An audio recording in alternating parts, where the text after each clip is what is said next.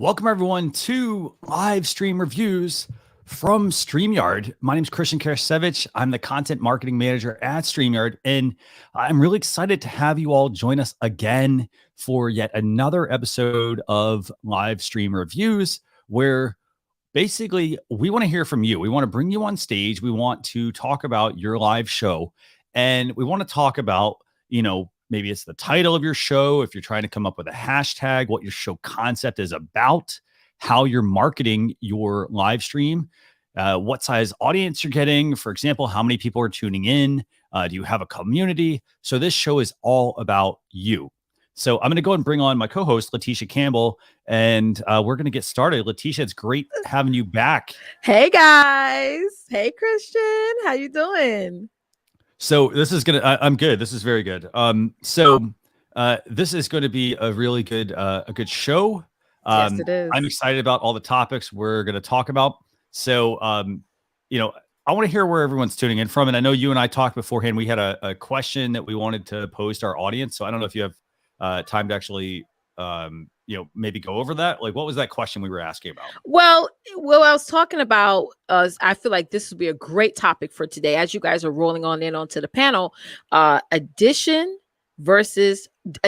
or distraction. So last week, the past couple of episodes, a lot of you guys have been asking questions about green screens and overlays and all these different things. And, really asking yourself this question: is all these things, all these features, is it an actual addition to your show? Like, does it add to your content? Does it add to your branding, your overall aesthetic? Or is it an actual distraction? Because a lot of times, as us being content creators, as we're adding on other features onto our streams, it can be a distraction because we become more focused on that than our actual content. So we would love you guys to hop on the panel and talk about any questions that you have about your current show and how you can just boost up the experience so that way your overall content can be at its best.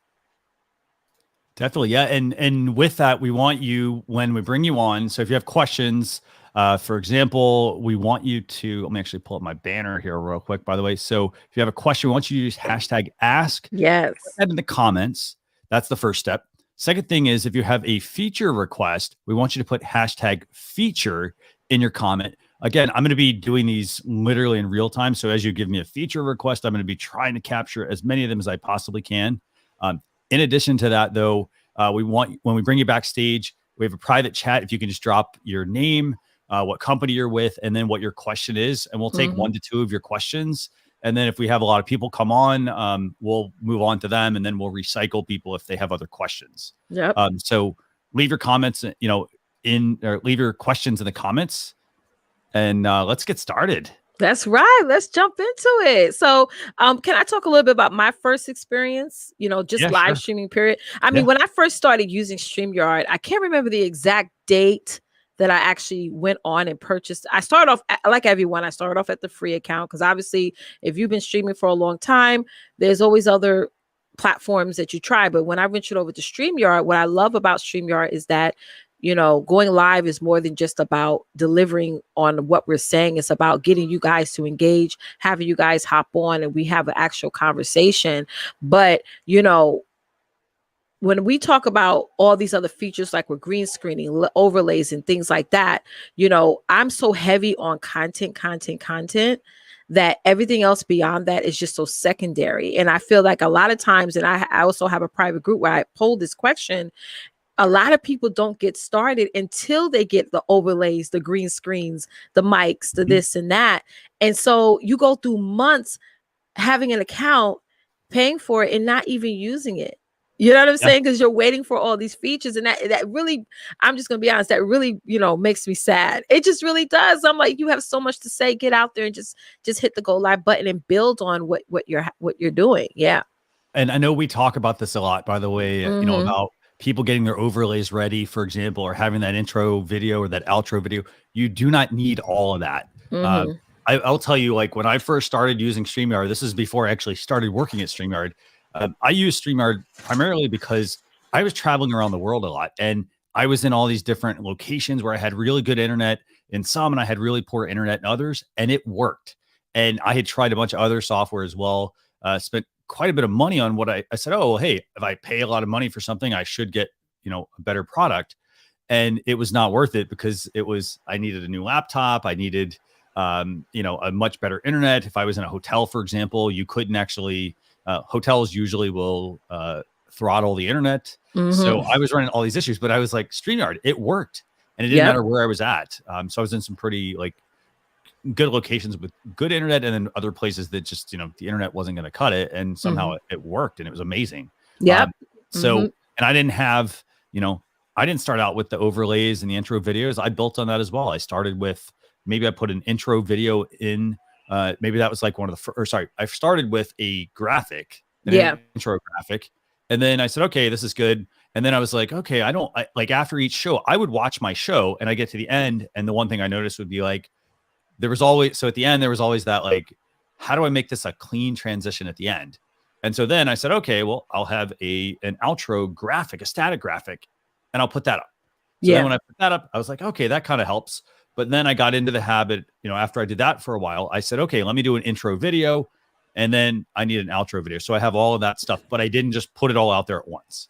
Exactly. Same thing with me. Like in the beginning, especially after I left my job, like people loved watching me in other countries. So right after I left my job, I traveled to Bali. I went to different places. So they liked the fact that I would be in the airport going live, know, and you're right about, for me, it was really about the quality of the internet. Cause that's the one thing that would frustrate me if the internet quality wasn't good, especially at the airport. It's like, you're not going to really get good quality. No. But for me, that is like, what is your overall experience that you want to convey to your audience, and how are you going to entertain them too at the same time? Like, that's what's really important. So again, going back to what I was saying, is it an addition to your message, what you want to convey, or is it a distraction? That's what you always got to ask yourself. But we would love for you guys to come on and give us your questions about your show. Like, let us know what your questions that you have on how you want us to help you make your shows better.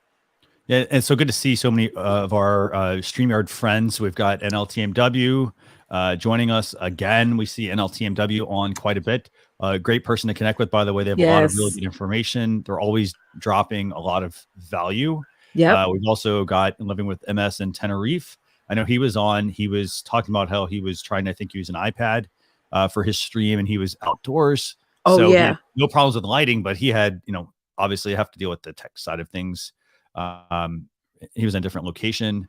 What else we got? So Sherry, I think you're saying, I think it's Sherry or Sherry. I'm not sure exactly, but you have a question. You said you only have about 20 tuning in. Do me a favor. I put the link to join us backstage. If you could join us, we'd love to learn more about your show and bring you on. That's right. We'd love to do that. Okay, so while we're doing that, let's see. There's a couple questions here. Remember, you hashtag ask. Let's see. So I saw a good question here. Let me find it. And if you have any that you see it, by the way, let me know. I like Dion. He said, he started out with a camera and a microphone. Bam. That's good. Yeah. No, definitely. I don't see Dion's comment, but I just skimmed. You can look for the questions. I'm just picking up the feedback. Mario mentioned, I'm very thankful for the amount of info you guys give. Phil, you're welcome, Mario. Yes. Steven, by the way, you said the link's not working. I'll drop the same link again. I think that should work. It worked for me. If it's not, let me know. Yeah, that's how we got Leticia in here, by the way. So USA Forever, you're very welcome, by the way. Thanks a lot for joining us. And you won, I think, the pillow 1 week with us. So thanks a lot. Yes, you did. I remember that. Okay, let's see. Here we go. Here's the questions coming in. Perfect. Okay, so I see Martin. Martin, if you can do me a favor, if you can just activate your camera, that'd be great, and we can bring you in. Want them cameras on. So Steven, I know you have a question here. So what's the best way to feature your guest and minimize the host on the screen? Go ahead, Christian. Let's see. So I think for me, I would use the StreamYard controls to feature my guest. So I would solo a guest. So let's say it's Leticia. I'm going to click the solo button and bring her on. That I think that's what you're asking, unless you're looking for something else. Let me know. And when you join us backstage, we can definitely bring you on. Or you can switch it to where, he could switch it to where I'm bigger and he's smaller, or he's smaller, I'm bigger. I do that a lot. just so people can continue to see that it's a partnership show. Yeah. Yeah, so you'll see this. So so Stephen's question is, what's the best way to feature a guest and minimize the host on screen? Okay, so I'm going to go in. I've got my screen pulled up here. And so if I want to make some adjustments here, so let's see, if I wanted to solo this shot, let's say this was a person, I'm going to click this icon. This is the little small icon here, like almost like the picture in the picture. So we can click that. That's going to solo. In addition to that, so Leticia was mentioning, I think you were mentioning this one actually. Let me see. How can we do this? I can do that. Yeah. So this is a way for me to be, for example, on one screen and have the other person on the other. That's another option. So I think that's what you're asking, but if not, let me know in the comments and we'll do our best to answer that. With that though, let's go ahead and bring on Alexis. I saw Martin dropped off, so Martin hopefully will come back. But Alexis, thanks a lot for joining us. So do you have a question? Hey, how are you? Hello, StreamYard.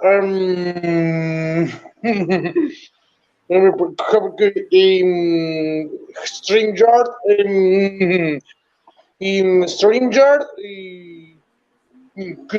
StreamYard. Some picture after StreamYard. What's your question exactly? Yeah, I couldn't hear you.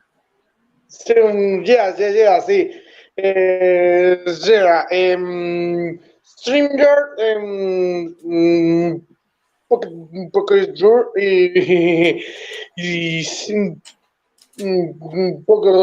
como soy StreamYard, un poco StreamYard y StreamYard y bajarse Argentina y carajo, StreamYard. I'm not exactly. I'm not following. I asked your question. Can you do me a favor? Can you put it in the comments? And yes. I'll drop you out. Maybe try come back in and see if that actually. I think you might have a connection issue. Yes. But if you can drop your question in the comments, I will. Let me see if I can get a better understanding of what your question is. Yeah. So, yeah. Definitely. Okay. Yeah. Definitely put it in the comments. Yeah. Thank you. Somebody said the audio was bad. Yeah. Okay. So we'll see what's going on there. So, okay. So in the meantime, Sherry is here, and I can't. You'll have to tell me if it's Sherry or Cherie. I'm not sure exactly, but let's bring it on. I know you had a question in the comments. I think you were saying you had to like 20 people tuning in, but let's bring you on. Okay. So how are you doing? Sherry is here, and I can't. You'll tell me if it's Sherry or Cherie. I'm not sure exactly. And let's do this. Let's. I think you might need headphones actually, because I think you have. Turn us off on your other device. Yeah. Yeah. You'll tell me if it's Sherry or Cherie. I'm not sure exactly. So do me a favor. Mute your device. Can you hear me? Yes, that's much better. Yes, thank you. So tell us about yourself. Who are you? What's your show about? And also, what your question is. Hi, my name is Sherry Harris. My show is His Will for Your Life. We've been airing now for going on 7 weeks. And the trouble I'm having is trying to focus solely on my guests. So I would remove myself and allow my guests to just come on, but I want to minimize it so that the guests, I can be on with the guests, but I'm minimized and then the guest is full stream. So how do I do that? Okay, so Leticia, do you want to take that one first? Yes. So I'm pretty sure, Christian, you can show her the option where she can pick. Like I have a show too where I do that, where I make myself small and my guest is large. The people can still see me, but I'm just like to the side of the screen, and I can switch back and forth real easily. Okay. So Christian's going to show you exactly where to find that option. So you see, on screen, you see how you have all these controls, right? Yes. Okay, so right now we're using this one, which is a screen share, and then the three of us are along the side. Yes. So if I want to, for example, Leticia, walk me through which one you would use, for example. I would use the one where it's like the big, I'm like pointing to it on my screen. Yeah, 1, 2, 3, 4, the fourth one. This one, the one with one person and three? This one? Yes. Yep.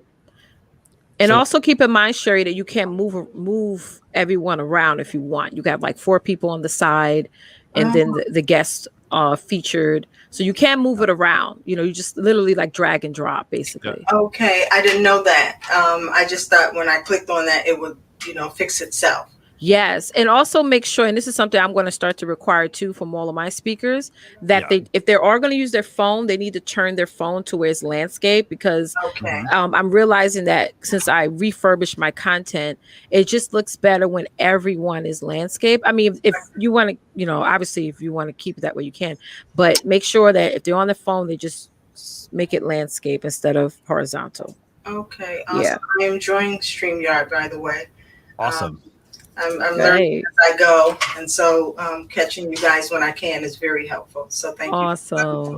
And I appreciate it. You're welcome, sis. Oh, and how do I gain some more audience? I'm streaming via YouTube and Facebook. So I'm doing my Facebook public page and then my personal page as well as YouTube. Awesome. Well, you definitely want to get them to join your list. That's number one. So that way, when you go live, when you do the show, you can like pre-plan. So I do my shows every Saturday. I start to send out email notifications on Wednesday. So it's leading up to the show, especially if you want more people to come on a panel. You want to say, hey, you want to be on the show? Just click this button here, what have you. Another thing that's important, that if you're going to have guests on the show, they should be promoting the show as well. Okay. Awesome. Okay. You have a flyer, send it to me in the email and say, hey, please post a flyer 48 hours before the show and the day of the show. That's very important. Okay. And then also what you do after the show, let everybody know, the people who are watching the replay, hey, if you're watching the replay, just type in hashtag. I always say type in hashtag replay. Okay. So you can shout out. Another thing that I'm sort of starting to go forward to doing is focusing on my 2 main platforms when it comes to StreamYard. So focusing on only streaming live on my YouTube and in my groups only. Mainly because it's like I want people to find me where I want them to find me, and on platforms where I can actually monetize. Awesome. So what are your 2 main platforms, and your other platforms you could pivot them to that main platform. So I don't go live too much on my Facebook personal page, but what I will do is I'll post my show flyer and say, hey, catch me on YouTube at my YouTube channel, and have them go over there and set up a reminder and what have you. So that's another option you can do, because sometimes when you're showing up all over the place, it's sort of like, you want people to show up where you want them to show up on. Yeah. Gotcha. Because you can on YouTube, you can create playlists, you can catalog your content. If people miss your shows, you say, hey, click the link below. It's going to give you my whole playlist of the show, because I put mine into episodes. Okay. So that's another option that you do. Those are easy things to do, sis. Really, super simple. All right. Thank you so much. Yeah, you're welcome. You both, and talk to you soon. Yes. Actually, I have a couple of tips for you. So a couple of things. So for starters, to Leticia's point, don't just, so if you're just going live on the platforms and you don't have an engaged audience, or you don't have an audience there necessarily, or community, you're going to go live, but you're not going to necessarily bring any new people in. So the things you need to do, you need to start trying to build an email list. So invite people, like, for example, having it's as simple as setting up a web page on your website, and you can put like, for example, if you're using like MailChimp or Aweber or any of the other email marketing services, they give you an embed code for a form, and literally you just open your website, create a new page, paste the embed code from the email service, and then someone can opt in from that page. So you could be like, hey, go to mywebsite.com/newsletter. Okay. So just be smart with what you give them. Don't give them something complicated. It's like /newsletter, /email newsletter, something like that. They then can go there during your show. And so then as they're tuning in, they know where to go. And the form, basically, they put their name, they put their email address, remind them, thanks for joining, and to encourage them to opt in.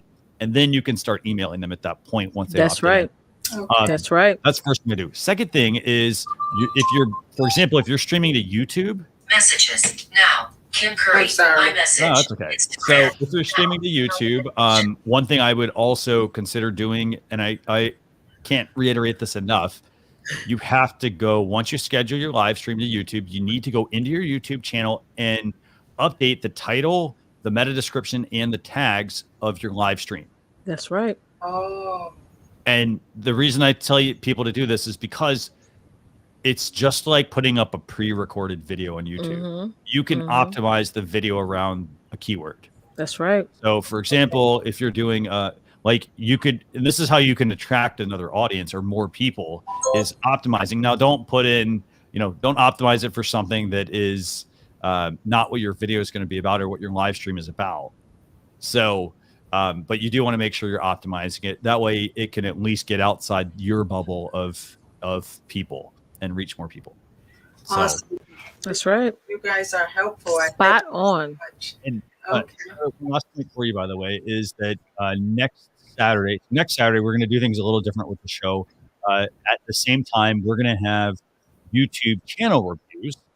Okay. So if you have a YouTube channel, Yes. and for example, you're streaming to it, I would recommend tuning in next Saturday for that. And that way you can have them potentially review the channel on the show. And the people that are doing that, I mean, they do a great job with that. So it's definitely worth checking out. They'll play things like cover art and, not really knowing what the channel is about, for example, or, maybe keywords or the description or certain things. But they have some really good tips they share. So definitely check that out. We only do that once a month, actually. So. Okay. Well, thank you both so much. I appreciate you allowing me on and giving me some feedback. I did take some notes. So hopefully next week we air each Wednesday. So hopefully I can incorporate the things that you showed me today. Awesome. I'll be checking you out. All right. His will for your life. Thank you. Send me a private message with a link. Like, just send me a private message. Say like, hey, this is my show. This is the title. And then send me a link to it. Send that to Facebook. Okay. I will do that right now before I get out. Awesome. Thank you so much. Okay. All right. Thank you so much, guys. You're welcome. All righty.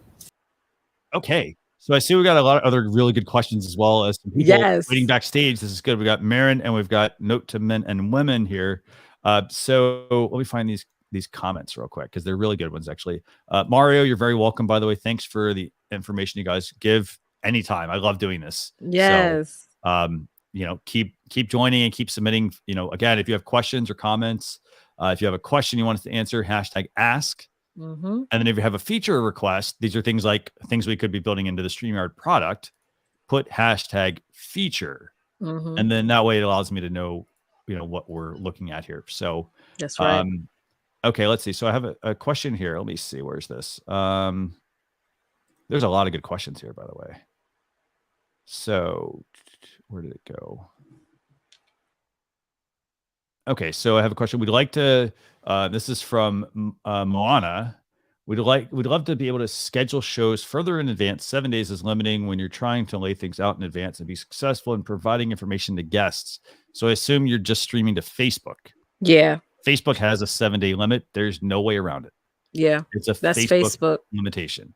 They don't want, you have to think of it like this. They don't want you to schedule more than a week out. And the bottom line is it's their product. So that's right. They want you to make it sticky, meaning, you go live sporadically, and 7 days is to them a generous buffer. So there's no way to get around that necessarily. Now, the things you can do though, hey, how do you lay things out, ahead of time? I'll tell you right now, I have my own show called Social Chatter, and I've got guests booked out through May already. So what I've done is I have a process for my show, but then I also have a spreadsheet that I keep, and I book my guests, and then I know every single week ahead of time, I do my show on like Thursday. So then I know okay, so probably on Monday of the following week, I schedule it out. That's right. So that's one way I do it. What do you think? Yeah, I do save with that. You could also do a save a date, basically, just like they do for a wedding. If you only because I know some people that only want to do Facebook. Okay, and that's okay, and that's where your audience is. Do that, and then pivot them other places. But do a save a date. Send that out. You do a post. Hey guys, I'm going to be going live in 14 days. Let them know the day and time. Let them know what you're going to be talking about. So you can do that, and then just put it on your calendar or put a timer on your phone when you're supposed to actually schedule it, when the grace period is, to schedule it 7 days before that actual live. But Christian's right, that is a Facebook thing, that's not a StreamYard thing. And you also have to look at the platform. So Facebook is like 7 days. YouTube, I don't think there's a limit there, but there is a little trick you want to do for YouTube. And let me see if we have this on the StreamYard channel right now, because I know we've had a lot of live streams the last couple of days. Let me see if we have any that are scheduled. Okay, we don't, but let me show you how this looks actually. So I'm gonna share this real quick, and then I know we've got some really good questions. Like Paul Coupland, I see you have a question about live streaming 3 times a week, and you're not feeling it's worth the pounds when I guess you're getting some sort of glitch. I'd like to know what that glitch is. Yeah, let us know. Like, for example, let's talk internet, let's talk, camera, let's talk computer, all that sort of stuff, because all those little pieces play into the puzzle. So, so join us backstage. Okay, so Leticia, while I'm doing that, do me a favor. If you can find Paul's comment, and let's start from there and see if there's any other ones we want to bring up. Sure thing. Okay, so I'm going to go ahead and share real quick the StreamYard YouTube channel. And so what I'm doing here is, so this is what I want to show you real quick. So you'll see on the channel, you'll see we have, for example, we've got StreamYard product updates. I think you can see this. Nope, there you go. So we've got StreamYard product updates. So we basically have various shelves on our YouTube channel. These are on the home page of the StreamYard YouTube channel. And so we have the StreamYard Town Hall that we do every week. We have the live stream reviews. We've got Daniel's Tech Talk Show. We've got StreamYard Connect. We've got StreamYard Spotlight that Kelsey and Dana Bents do, where they spotlight a StreamYard user. We've got how to make your live streams better and so forth. So what you would want to do for any of your scheduled live streams is you'd want to go in and we want to customize our front channel on our YouTube channel. So basically we can have a section. You won't see it here right now, but anytime that I schedule a StreamYard live stream, it would actually show here along the top. So it would actually be, it'd be right above this. Anytime there's a StreamYard live stream, every single episode would be scheduled there, and people would be able to see ahead of time what's there. So, what other questions do you see, Leticia? Dan Lane Pro, he asks, how did you choose your content topic for your show? Good question, actually. Okay. So, do you want to take that one, Leticia? One of the things you showed, I believe, I don't know if it was the last episode or one before that, but you were showing something on Google that I think is an amazing tip. So first thing you want to choose is, what do you enjoy talking about? Like beyond, a lot of times people tell you find your niche and what have you, but what do you enjoy talking about? And then going on Google and looking up what is your current audience saying about your particular topic that you want to discuss.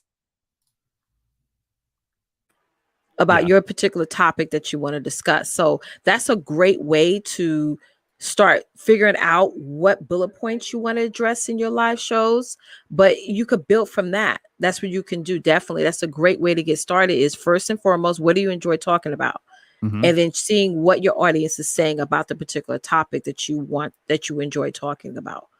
Yeah. No, you definitely want to focus on like what topics you want to talk about. Like basically think of it like this: the things you can talk about forever without getting bored. That like you don't really have to do a whole lot of content research. For example, it's not taking the same thing you've already done, but it's taking what you've done and turning it into something that you can live stream.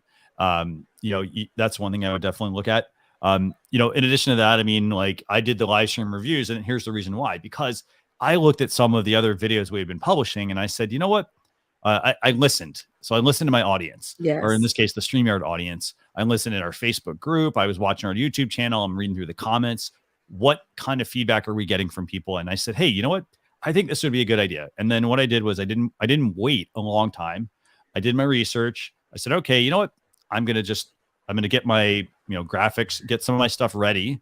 And then I'm going to go live and we're going to see how it worked. I think the first time when we did, Leticia, I think we had like 4,600 views on it. Yes. It was pretty awesome, actually, for a live stream, especially one that I think I actually scheduled it 20 minutes ahead of time as well. So that's how I came up with the topic. But then you want to remember this. So if it's your YouTube channel, for example, and you're building this on a YouTube channel, you want to make sure that also your videos that you're publishing on your channel are related to what you're streaming about. That's right. So For example, if you're going to talk live streaming, you know, we're publishing primarily about live streaming. We're not going outside of that and, you know, talking about sports, for example, or talking about things that really or makeup tutorials or things like that that aren't necessarily related directly to our live streaming product. So you kind of have to look at what your channel's about. Like if you're a cooking channel, you know, you may love tech and gadgets that are, you know, electronics, all that other fun stuff. But if you're primarily publishing recipes and things like that, you're not going to want to publish that same kind of content on the channel. So you want to look at what your channel's about and structure it around that. Be very focused on a specific niche. That's right.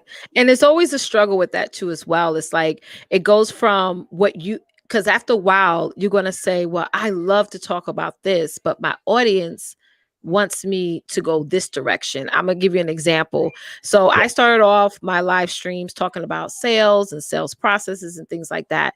But I discovered that my audience wanted to discover how they can grow their core audience. That all connects with sales, because you got to have people to talk to. You need to have more people in front of your offer for you to make money. So that's when I shifted and niched down a little bit and said, you know what? I'm just going to talk about audience building, because it does tie into sales. So you will sort of hit that fork in the road with what direction that you want to go in for versus what you enjoy talking about versus what your audience needs to hear now from you. So you will shift it from time to time. And this what same example Christian made. Listening to your audience is very important, especially if you want to make this a business. You got to listen to your audience. And I did that on my show the other day, where we just paused for a moment. It was like, hey guys, what topics do y'all want us to discuss for the rest of the year? And they was pouring topics, and we were writing stuff down, adding it to the calendar, and it made it more easier, because I'm like, girl, we don't have to sit here and figure it out anymore. They told us. We just have to find some great information based around the topic. So it's hard if you make it hard. That's what I always tell people. It's super simple if you're willing to listen and give people what they want to hear.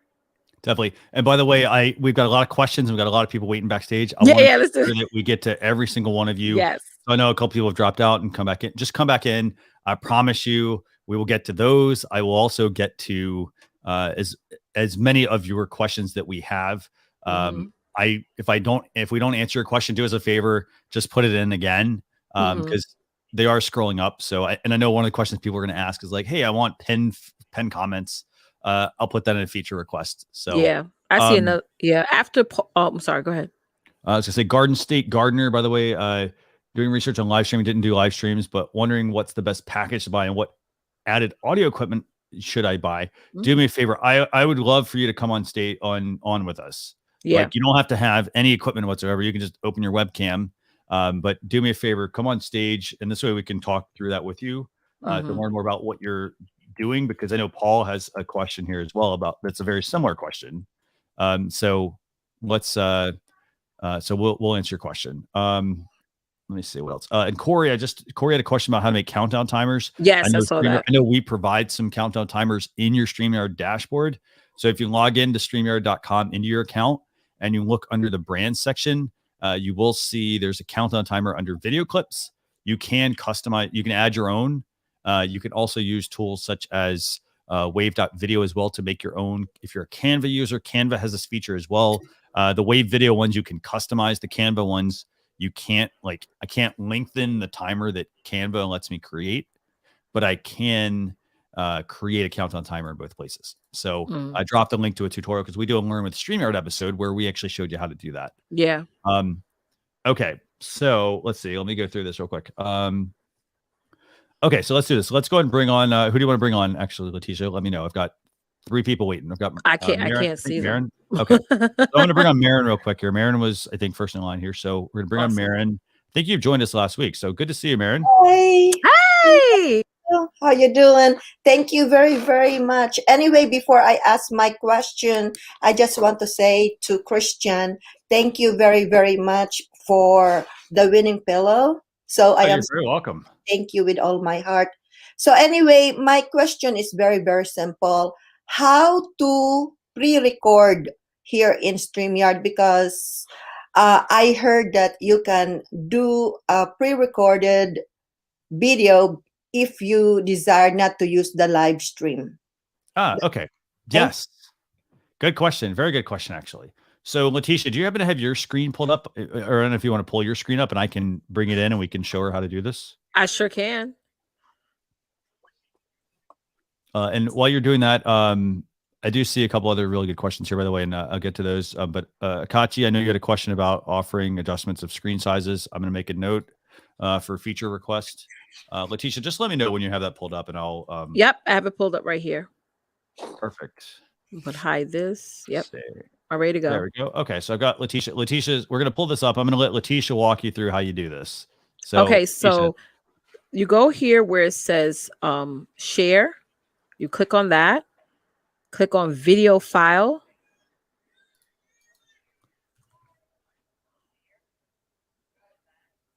and real quick, are you looking to share a video or are you looking to pre-record a video without going live? Pre-record. Yeah, so these are all my pre-recorded videos here. So what you could do is you can just use your regular computer. If you have a pre-recorded option on your video, on your computer, sorry, or you can do it through Zoom. You can even do it through StreamYard as well. And these are all my pre-recorded videos. So I can select a video to show. And now StreamYard allows us to upload videos at any number of minutes. So that's one way. Yes. So that's one way you can do this. So you can, if you wanted to like play that as a bit of a pre-recorded video, you can add it to your stream and then use the live feature to push it out. Now, in addition to that though, while you're on screen there, Leticia, so do me a favor. Let's go up to the, if you click on, or I think that'll kick you out, won't it? Do me a favor. Click on, let's see if we can do this. Click on the StreamYard duck. I think it might kick you out, but I want to go back to like the actual destination and show her how to set up just a recording. Click on what? Click on the StreamYard icon. Yeah, at the top left. I think it's going to kick you out. Okay, so that's going to kick her out. Okay, here's what I'm going to do. I'm going to share my screen, actually. I'm going to open another StreamYard tab. Wait for Leticia to join us back again. Okay, so I'll go ahead and show you here. So I have a demo broadcast pulled up. Let's see. There we go. Okay. So I've got this demo broadcast. And by the way, Leticia, please, hopefully she's still watching. Hopefully she comes back. But basically, this is the demo broadcast. And so what I want to show you here, so the way you just set these to just record and not live stream is to go up to your destinations here at the top. So we're going to edit our destinations. And so let's say I want to take this out and I just want to record only. So if I click that and remove that, it's going to be just a record only option here. So I'll remove that. Okay. And now you see how you have this skip record only option. Okay. So it's a skip record only. So this would be, if I hit save, this now, when I hit record, this is going to record just within the StreamYard dashboard. Does that make sense? Yes. Yes. So that's all you have to do. Okay. Thank you. Very welcome. Thanks all for joining us, by the way. Any other question real quick or? Okay. As you can see, I am actually with your forum, right? I am facing with my desktop. Okay. How to look into the camera, because whenever I look at myself, I'm looking at on the left-hand side or the right-hand side. It's not like how you are appearing in the screen is perfect, but okay. How do we actually look in the camera? I mean, it seems like whenever I look at myself, it's either I'm looking down or looking up. So how can I look like directly, like how you looking exactly to us audience? Good question. Very good question. Leticia, do you have any tips? Yeah, I mean, it has to do with your setup. Like my camera is like literally like eye level in front. That does help, even though I still look at the screen anyway. I have to constantly prompt myself to look at the camera. Yeah. So that it really has a lot to do with your setup, keeping it at eye level and making sure you have it that way. That would work best. If you have the camera over here, but your computer is over here, and you try to manage the comments and do all that stuff, you're going to keep going back and forth. So I always make sure to have the camera at eye level. Okay. And then the other tip I would offer on that, so I would say, so like, for example, one thing you'll notice, like you'll see me looking off to the screen like this right now, for example. Now, the reason that is because my camera is right here and I have a monitor right here. and I'm looking off because I'm like, okay, I want to like make sure everybody's doing well. I'm looking at the comments and things like that. But it is going to come down to positioning of the camera. For example, even if you have a DSLR, for example, and they have like a screen on it, like I have a screen on this, and even something I need to pay attention to is if I look up, I'll show you how this works actually real quick. So I got this camera, right? And it has a screen that flips around. So this is me looking directly into the camera, but above that, just slightly above it, is the screen. And so the downside is that like, if I want to look at myself and I'm looking up, I'm not actually looking in the lens. Does that make sense? So it's going to come down to how you position things. So for example, it's like, for example, if you have a monitor, like you could have the monitor, like you want it takes practice for starters. Yeah, it does. It does. That's true. You'll let people, they'll do like teleprompters, for example, will be part of it. Like you can put a teleprompter where you can look into the teleprompter. Like that's actually honestly the best way to do this, I think. Like I have a teleprompter. That is so true though, because it takes practice. Because like, for example, right now, in reality, most of the creators are shy, right? But you are forced to act like, okay, I am confident. But in reality, your heart is pumping hard because, like, for example, right now, you are facing the camera, but you are not so sure 100%. Are you really talking to the audience or you're just talking to yourself? I think along the line, it takes practice. Yes, it does. Yeah. So it does take practice, but I will say the other thing you can do, and I actually have one here. I haven't set it up yet. I have a teleprompter, and the way it works is I take this camera that I have here, I put it in the teleprompter, and then, for example, the other thing I've done is I have a screen, and I don't want to get wrapped around the axle with all this, but I have a screen, and what I have is, a teleprompter is literally just a mirror. So I put the screen down, it's connected into my computer, and I can look and it reflects as if I'm actually looking at people. Does that make sense? Yeah. So that way I can look at people, still have the camera in position, and still be able to see people versus having the camera here and having a screen off to the side. Does that make sense? Yes. Thank you. Okay. Awesome. Yeah, and people know you're talking to them, especially if you're like engaging in the comments, you're putting the comments up on the screen. Like that's how they really know that you're talking. Like people don't be like, she didn't look in the camera, so she's not talking to me. No, like looking at the comments, letting your audience know that, hey, I see you, chatting in there. I hear you answering questions. That is how you show your audience that you're really communicating with them. Definitely. And so it takes practice, all practice. And also the last thing that I would share to each and every new YouTube creator, it really hurts your neck. I mean, you're trying, for example, I don't know if I have to put my heads up or try to relax your neck. And really, it's very hard to be a live host in reality. And a lot of people do not even think about that. They think they just come into the camera and start talking. But in reality, you got tongue-tied sometimes. And then you are focusing on the chat room. And then you're like, wait a minute, I am lost. Sometimes you get so lost and then you can't really function the right way. But then, of course, I have been watching Leticia and Christian, and every time they talk to the audience, it seems like you're talking to them in real life. Like, for example, Christian Ice, when he's tried to actually demonstrate or do the presentation, actually they're looking at you, and sometimes, is he really seeing me? And that is what I want to practice, is to have that aura, that you can really talk to the audience, because sometimes you're looking somewhere and people was like, what the heck is she talking about? She's not actually communicating. So anyway, I just want to say thank you, and thank you for my pillow. Very welcome. You're welcome. Enjoy it. I want to reiterate one point that Leticia brought up at the beginning of the show. And what was that, Leticia, at the beginning? The beginning of the show is distraction or addition. and I want to frame that real quick. And what I mean by that is, if you make your show, like everybody that does a live stream, we want to make them the best they can be. And I'm all for that. However, we also have to look at where we're currently at in that live streaming journey. And what I mean by that is, if you're just starting out, for example, we know what we want our stream to be, but in order to get there, it takes time. And so, for example, it's getting comfortable on camera, for example. So if I start to add all these different processes or things that I have to do during my live show, it can actually detract from me building it. So it's a distraction in a way. So what I would say is, to your point, Mara, it's getting comfortable on camera. Like, for example, understanding where do I need to be focused at when I'm looking at my audience?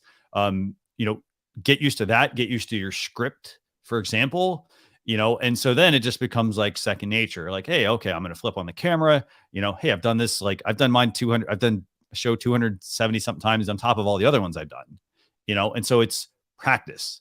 So practice, and continuing to improve as you're going along. That's so right. And the last point I want to mention is that you said something about back pain and stuff. I had the same thing. Like PNR, I saw you when you said in the chat that you do 11 shows. Congrats to you for that. Putting a pillow, take that pillow that Christian just gave you, put it behind you, prop up, always remember, because I was slouching at one point because, when you're live, you're doing this a lot. I'd always remember, Tisha, put your back up. This is hard work. It's not easy. You're right. This is not easy. Yeah. No, and that is also another thing when we talk about equipment. A lot of people invest in, and you should invest in audio. Audio is the most important part of your live stream, but audio is super important. Video is important. You don't have to go spend thousands of dollars on a camera, but also don't forget about some of the intangible things. So, for example, having a microphone, for example, to where you're not if your microphone, for example, is too low, then you're going to be doing this. And what am I going to do? I'm going to be hunched over. So I'm getting stress in my neck, stress in my back. So I want to make sure that I have the right kind of connection or the right kind of device to connect my microphone. There are mic stands, for example, and you can move. You shouldn't have to hunch over. You should bring them towards you. So there's mic stands, they're 10, 20 bucks. They work with just about every single mic. Put your mic on a mic stand, bring it towards you. That way you can and speak into the microphone. And you don't necessarily have to look into the microphone. You have it set up. It's at the right height, for example. Listen to your live stream, ask your audience. And then don't forget to invest in a chair. That's another big thing. I was about to say that. That's my next investment. A chair, good chair. And their chair is too low or they've got it too high. A chair is if you're going to be spending so much time in an office or on a live stream sitting, make sure you invest in a chair. Okay. So a good chair. So awesome. Excellent. Thank you. Okay. You're welcome. Okay, so I know we've got. Let me take two comments real quick here, and then I know we got a lot of other ones as well coming in here. So we got somebody asking about monetizing a channel. Note to men and women. I think you were backstage. Come back on, and we'll talk to you. Let's see. So Gazela Jabin is asking, is green screen available, and can it be used on Zoom settings? I'm not sure what Zoom settings you're referring to, or you're referring to zooming in. I'm not exactly sure there, but green screen is an option. You do need to make sure, though, you have the right amount of resources on your computer, because when you do turn on the green screen, it does mean it kicks in additional need for additional resources. So, for example, it takes a lot of video power, so you want to make sure you have a good amount of video. And then also, honestly, you'll hear Leticia and I talk about green screens all the time. Green screens really aren't all they're cut out to be. They're great. But, I have one. It's sitting over here on a table. I think Leticia, you have one as well. Yeah, mine is in the living room somewhere, put on. I don't even know. It's in there somewhere.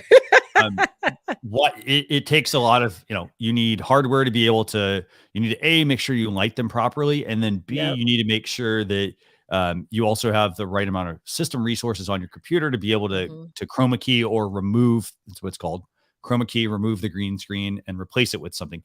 You could easily just set up, you could put like a table, you could put a couple of decorations on it or things like that. And you could actually build essentially a backdrop that is a functional backdrop as well, if you want to.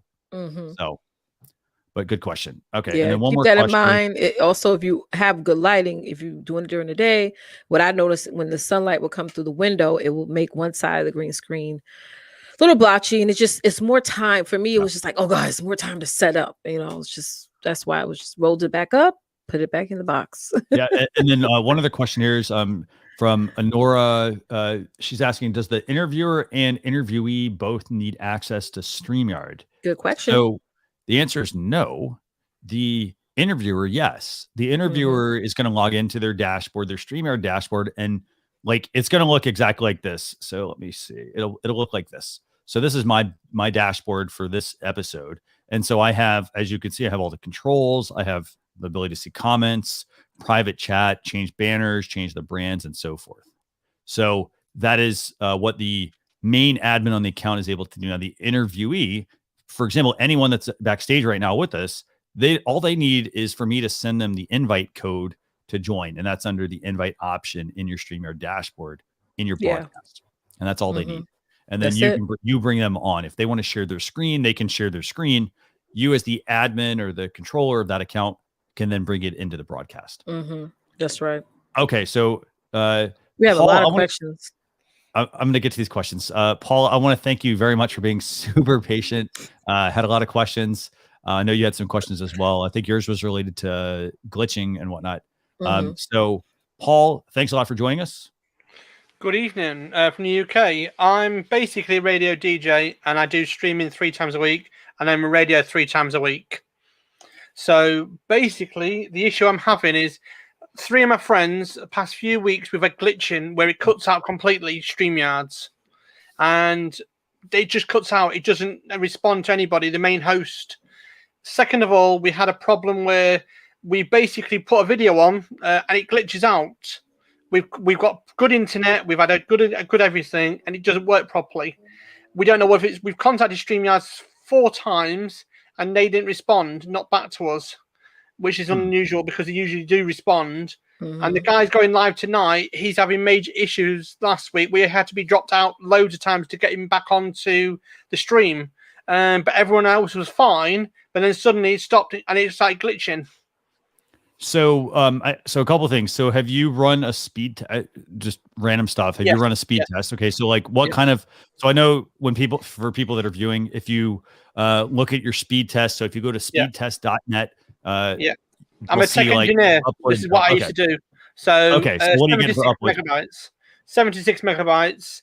Basically, it should be plenty. He's getting about 40 to 50 megabytes. The other one's the same. Okay.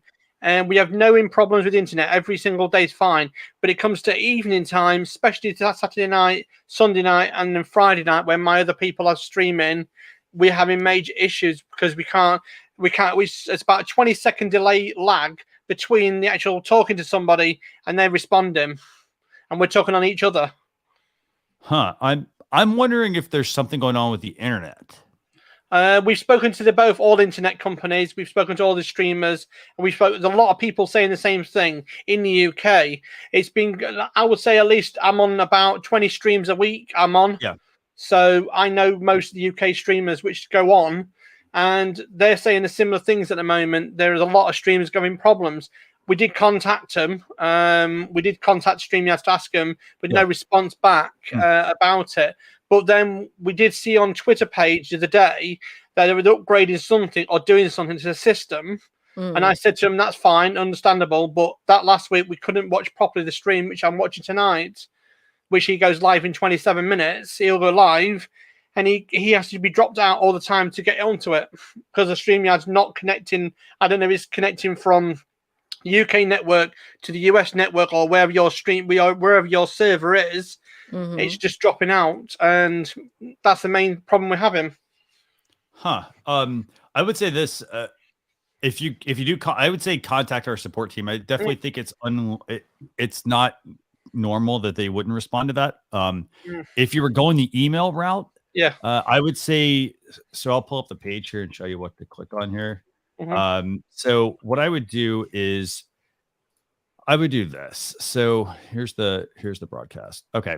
So what I would do here is I'd go here. Don't just send us an email. I would say just if for your case, like since you have a pretty immediate stream, I'd click on the help button here in the middle and then use our chat here at the bottom. That's fine. And that's going to get somebody. And I would say that should get you somebody that's definitely always on.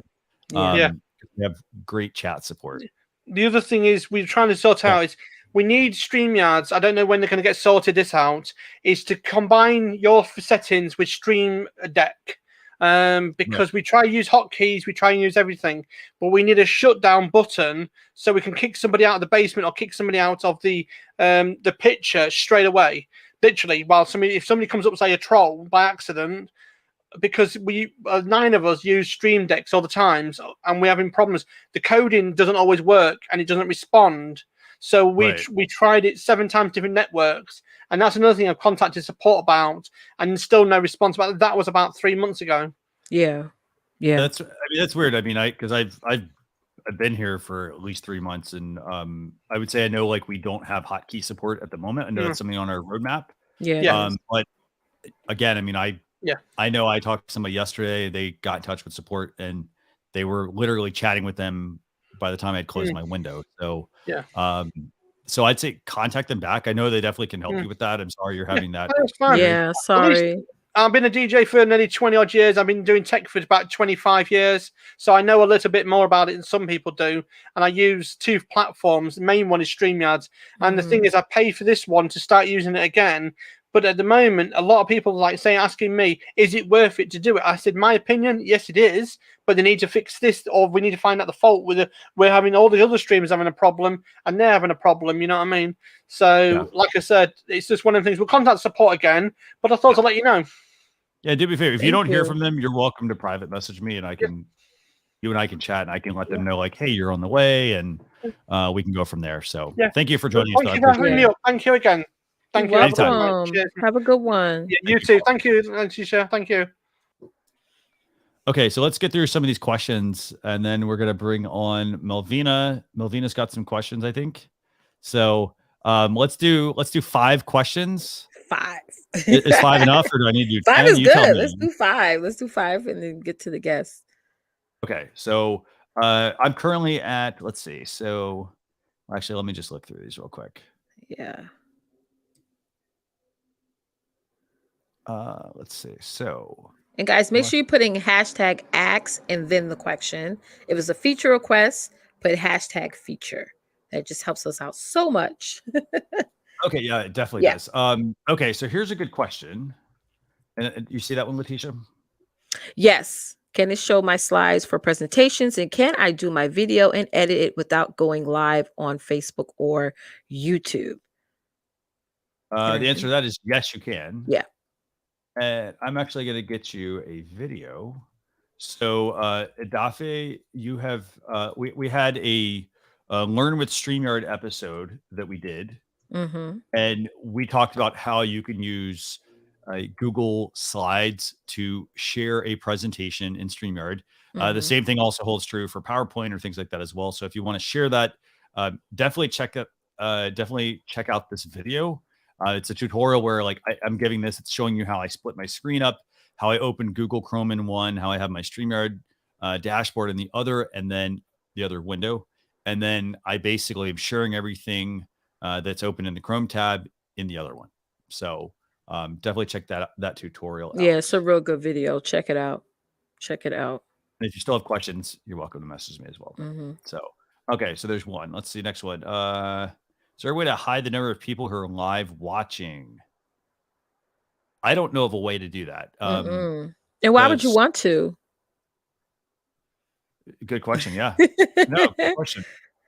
I think that's it's a Facebook and a YouTube stickiness thing. And what I mean by that is they want you to come back to the platform, or sorry, they want you to come to the platform. Like if I'm connected with somebody, they want me to come back, and they want me to, stay engaged with those people. At the same time, it's a stickiness thing because, you might go back to check your numbers, but then it also helps show people like, hey, if there's a lot of people watching this stream, then, it might be worth me sticking around, tuning in, or sharing it. So they want you to do that. So they're not going to let you hide those numbers. Yeah. And honestly, don't worry about those numbers. Don't. Because the value is often in the replay of the video. That's right. You do the live stream, let's say you have 5 people tune in. 5's, it's good because you have to remember, if everyone else is streaming, you're all going after a piece of the pie. And if you don't have a built-in community and you're streaming, you're going to want to try to get that community so that those numbers do go higher. But but you That's also want right. to make sure you're also optimizing them properly as well. So don't Yeah. just go live just for the sake of going live. You know, you have to start building a community. Like Leticia said, get an email list, notify your email list ahead of time. Mhm. You know, do things to, you know, promote your show ahead of time. Don't just go live and expect people to tune in. Yeah. They don't necessarily know about you. Yes. So But yeah, 2 points I have is one is in the beginning when I first started going live, the numbers did sort of distract me. So I would just put a piece of tape over it so I wouldn't even see it. Just because I just wanted to get used to just talking. Number two is you need those numbers because if I notice I have 20 people hopped on and then I'm on for about an hour, I notice it dipped down to 5. It's time for me to close, give my CTA and set it up for replay views. So yeah. let's see. So let me see. Set a question after the show. So let's know what can change. Give me 6. Okay, so sorry. Does the internet speed affect the live stream video quality from Note to Men and Women? I know Note to Men and Women. We're also going to bring you on here in a second as well. Yes. So the internet speed does affect Yeah. the quality. Yes. You know, this is a big reason why we're always telling people to plug into Ethernet over using a wireless connection. That's right. Because a wireless connection is going to be a lot of this, a lot of ups and downs. So you're going to, you know, versus an Ethernet connection, because it's plugged in, it's getting a constant signal. Mm-hmm. And another little interesting little trick, actually. So you know how you like sign up for internet service and they say like, hey, you know, you get, you know, 100 megabits per second or something like that, right? Mm-hmm. Some of the, you want to make sure you ask your ISP this. I found out this myself. I'm paying for a certain service, but the only way that I get it is if I plug into Ethernet. So you want to make sure you ask your service if like that speed is for internet, for people connected over Ethernet and Wi-Fi, or if it's just an Ethernet connection, because it will impact the amount you get. Now, as far as the speeds, you know, you want a minimum of 3 to 5 megabits per second upload speed, by the way, not download speed, upload speed. Because remember, if you are broadcasting, you are the host. So everything you're doing is going up to the internet. Some things you can be doing though ahead of time to help mitigate that and make sure you're not having glitches and issues on your stream. If other people are trying to stream on your network, make sure you're not all trying to do the same thing at the same time. Second thing, turn off any kind of backups that you have going on your computer. This includes even things to like Dropbox or Google Chrome or cloud storage, because basically what will happen if your show like is going and then it freezes, a lot of times that's a process kicking in. So it could be Dropbox is trying to do a sync every hour, for example, or, you know, and you just happen to fall within that window. So go in, pause those, and there's usually an application button in the window at the top. Click on the application, pause it, and then do your stream. That's the next thing. And then also make sure you restart your computer. A lot of people don't do that. Restart the computer. It cleans out a lot of the gunk, you know, and should help free up some of the resources that your other system applications may not have released. Okay. So let's do 2 more, and then we're going to bring on Melvina here. So let's see. So Suplex Sparrow, when we'll be able to add audio clips to StreamYard, noted as a feature request. So good question. Let's do this one. Nizar has a good question here. Can you share best practices for a show where you would have guests come on who want to sing, have music playing in the background while they sing to play smoothly on StreamYard? So first off, when you're playing music, for example, like let's talk about playing music. So if they're playing a musical instrument and trying to sing, there may be some latency issues there. It just comes down to music on live streams doesn't always work very well. So if you see like, if you see like a famous musician and, oh, they're live, they're not actually live. They've pre-recorded that content. Yeah. So it is a little bit tricky.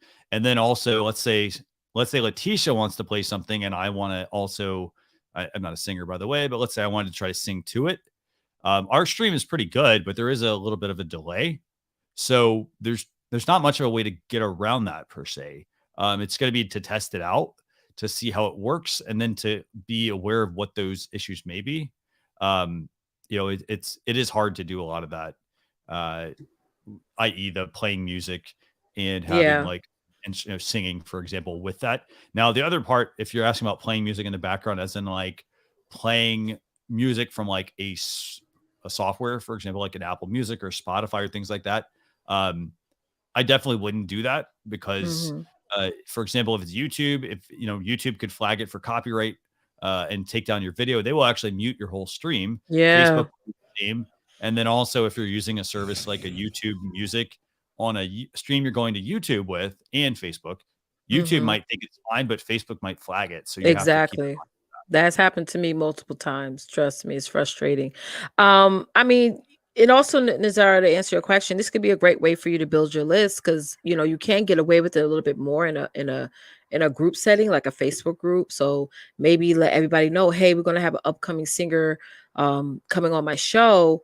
Join my community and you can check her out. And obviously with the communities, you can set up the option where when people hit the join button, they have to give you their email address and maybe you could ask some other additional questions. But that could be a great way for you to sort of make your content a little bit more exclusive, especially if you're going to have other guests come on and entertain your audience. And Melvina, I'm going to bring you on in 2 seconds, but I'm going to assume that Sun's jam session is actually going to show me this. Oh, so I hope so. I don't know exactly. So are you not? No. Okay. I don't know. I was going by your name. I don't know. So, okay. Well, here's what I'll do. I'm going to bring on Melvina then real quick. Yes. And then I'm going to bring you on Sons. Okay. So again, keep asking your questions. If you have questions, put hashtag ask in the question. And if it's a feature request, hashtag feature. And this will allow us to easily go through this. And so while we're bringing Melvina on and having Melvina ask a question, we'll also be queuing up some questions. That's right. So Melvina, thanks a lot for joining us. Hello. Please be patient with me because I am very new at this and I'm trying to get the hang of this. If you was on social media like Facebook, Instagram, or Zoom, anything, how do you go from a live stream into that platform? How do you go about that? Good question. Very good question. Leticia, do you want to take this one? So you meaning like how do you go live on the platform? I know how to go live on Facebook. Okay. Okay. And I got Instagram, but like say if I'm on this like now and I want to share it with people on Facebook or YouTube or something like that, how do you combine where it can be shown in all the multiple places at the same time? You understand what I mean? So you're on this show right now and you want to share it like on Facebook or something, right? Yeah. I mean, not so much this particular show. Like if I was like, I'm a consultant. So if I want to, show off what I'm consulting as a jeweler or something on that, how do you go from one streamline into another streamline to share a multiple? You mean like you're gonna go live and you want to show up on Facebook, not Instagram, but Facebook, YouTube, all at one time? Yes. Yeah. Well, you would go into the destinations, like you set up your StreamYard account, and on I think it's the left side of the screen, it's a destination button, and you just follow the prompts. It'll ask you, do you want your streams to go to your Facebook business page, your Facebook personal page? Do you want to go to your YouTube channel? Do you want it to stream on Periscope? And you choose the destinations and you're basically giving StreamYard permission to when you hit the go live button, it will show up. Your live will show up on those platforms. So you're like telling StreamYard where you want it to go. Go ahead. And I'll show you how this works. So for everyone who's watching, hopefully I think you can see this. So these are the destinations, for example, that I'm streaming to right now. Yeah.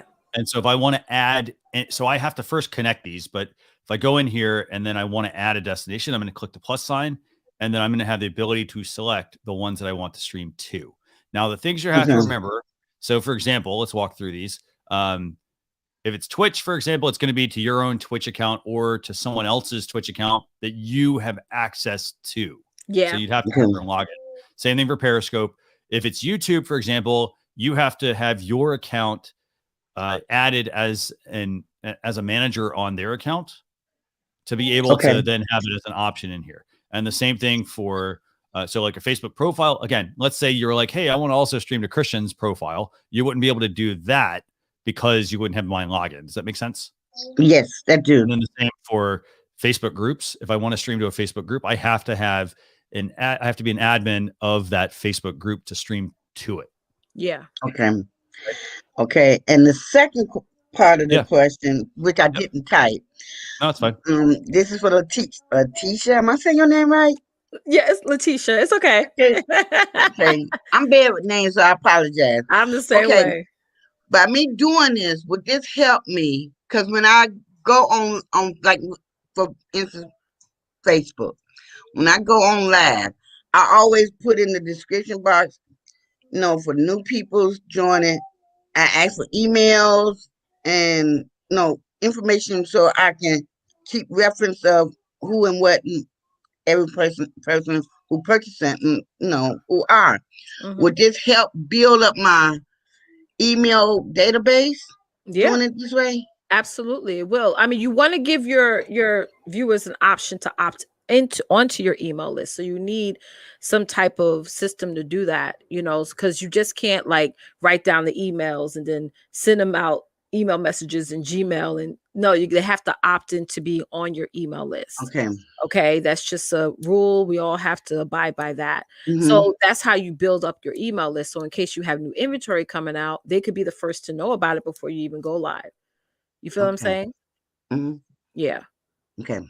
And remember, so for the most part, it has to be a two-step opt-in, i.e., so step one is they go to some page, they put their email address in, and then that's going to trigger a second email to the person. And that second email is like, thanks a lot for signing up for my newsletter. Click here to confirm your subscription. So they click, they want to confirm. That then can get them on your list, and that allows you to email them at that point. Now, if they just give you for example, if they just give you a business card, for example, you legally cannot just put them on your email list. Right. Like because it's part of canned spam. It can actually be expensive, like not to scare people, but it can be like $5,000 per instance.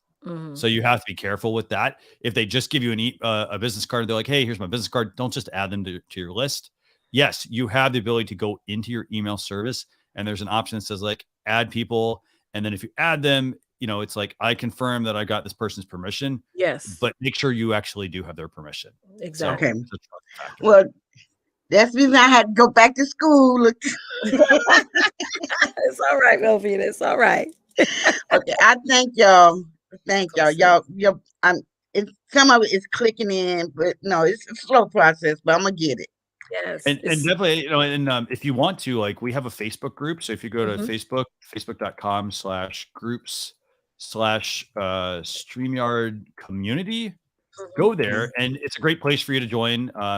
You can go and you can join us, and you can ask any questions you have, actually. Okay. So just be sure to go join us there. Yes. Okay. A lot of great information in there. And USA said, right, they're really big now on privacy policies. It's right. Like, yeah. So thanks a lot for being patient, and thanks for joining us. Okay, thank you. You're Very welcome. Bye. Okay, bye-bye. Okay, so great question. So Sun's jam session. I'm going to do 5 questions real quick here, and then we're bringing you in. Okay. Let's see. What do we have here, Leticia? So Jeff, I've got your feature request. Wanting the ability to share audio clips and photos, just like the new share video feature works. Yeah. So thanks a lot for that. Yep. Let's Jewel see. had a comment. She said Facebook is actually putting people in Facebook jail. I have seen that. For doing what exactly? Nice. For you know, us asking them to put their email, viewers asked to put their emails in the comments. I've seen that with 2 people just in the past week that got their whole accounts blocked. They couldn't sell anything anymore. So, you know, just be careful with that. Honora, something about I don't know if my mic's not good. Let me know, everyone. Sounds good to me. I think it's fine, but let me. I got a couple people telling me that. So, let's see. Lillian has a question. So here's first question. Live stream versus contented. I assume this means pre-recorded videos on YouTube. What would you suggest once the live's over? What can we leave that's valuable to the viewers?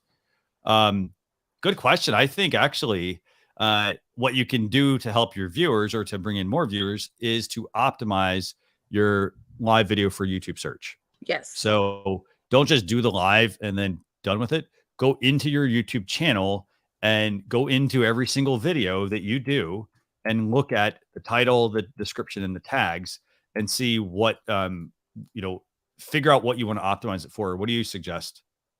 Well, my understanding of the question is, and I get this question asked a lot, which is, should I go live or should I post videos? Okay. Now, live streaming, you got to think of it as weights, like you're pulling weights, right? Live streaming carry more weight. So that means that it's more, it shows up more on people's feed. Like when you go on Facebook, Instagram, wherever, people see it more than a video. So what I do, I will go live on my public pages, but I will put videos in my groups. Okay. Because obviously I can't do both every day. I can't go live on to the public and also do live every day in my private communities. So since the live streaming carries more weight, I'll do that on the outside of my communities and then just do pre-recorded videos on the inside of my communities. And that way I can automate my communities by scheduling out my videos. I'm talking about my pre-recorded videos, and then also scheduling my live streams and hopping on live there. And obviously I do other live shows in the groups, but I'm just saying, like, for just like automation purposes, you can leverage pre-recorded videos in your groups. But not to say, I know a lot of people do pre-record their content to their public pages, but I'm just saying, if you're talking about weight wise and exposure wise, live streaming obviously is ranked higher than videos when it comes to algorithms. Definitely. Yeah, no, that's a good question there. So, okay, let's do a couple more real quick. Let's see. So I'm going through. So if I missed your initial questions, let me know, by the way. So note to men and women, I know you said you have over 5 million plus views and 23,000 subs. Fantastic, by the way. Yeah. Do me a favor. If you can come back on, we want to talk to you about that and talk more about that, because you have questions. Yeah, that's amazing. About monetization. Someone asked Yves, she said, any tricks to play a sound effect easily while streaming?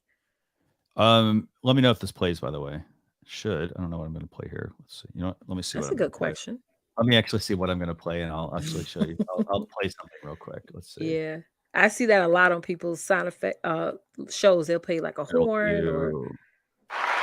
Does that play? Yep. Okay. I hear it. Okay, How did you do that? So that is using a Rodecaster Pro. So I'm using a piece of hardware. So that's the first thing. Now, granted, that's it's a mixing board. It's between $500 and $600. But it's running all my mics. It has 4 mic connections. It has the sound pads. I can use it for live streaming. I can use it for podcasting. So that's one way I do it.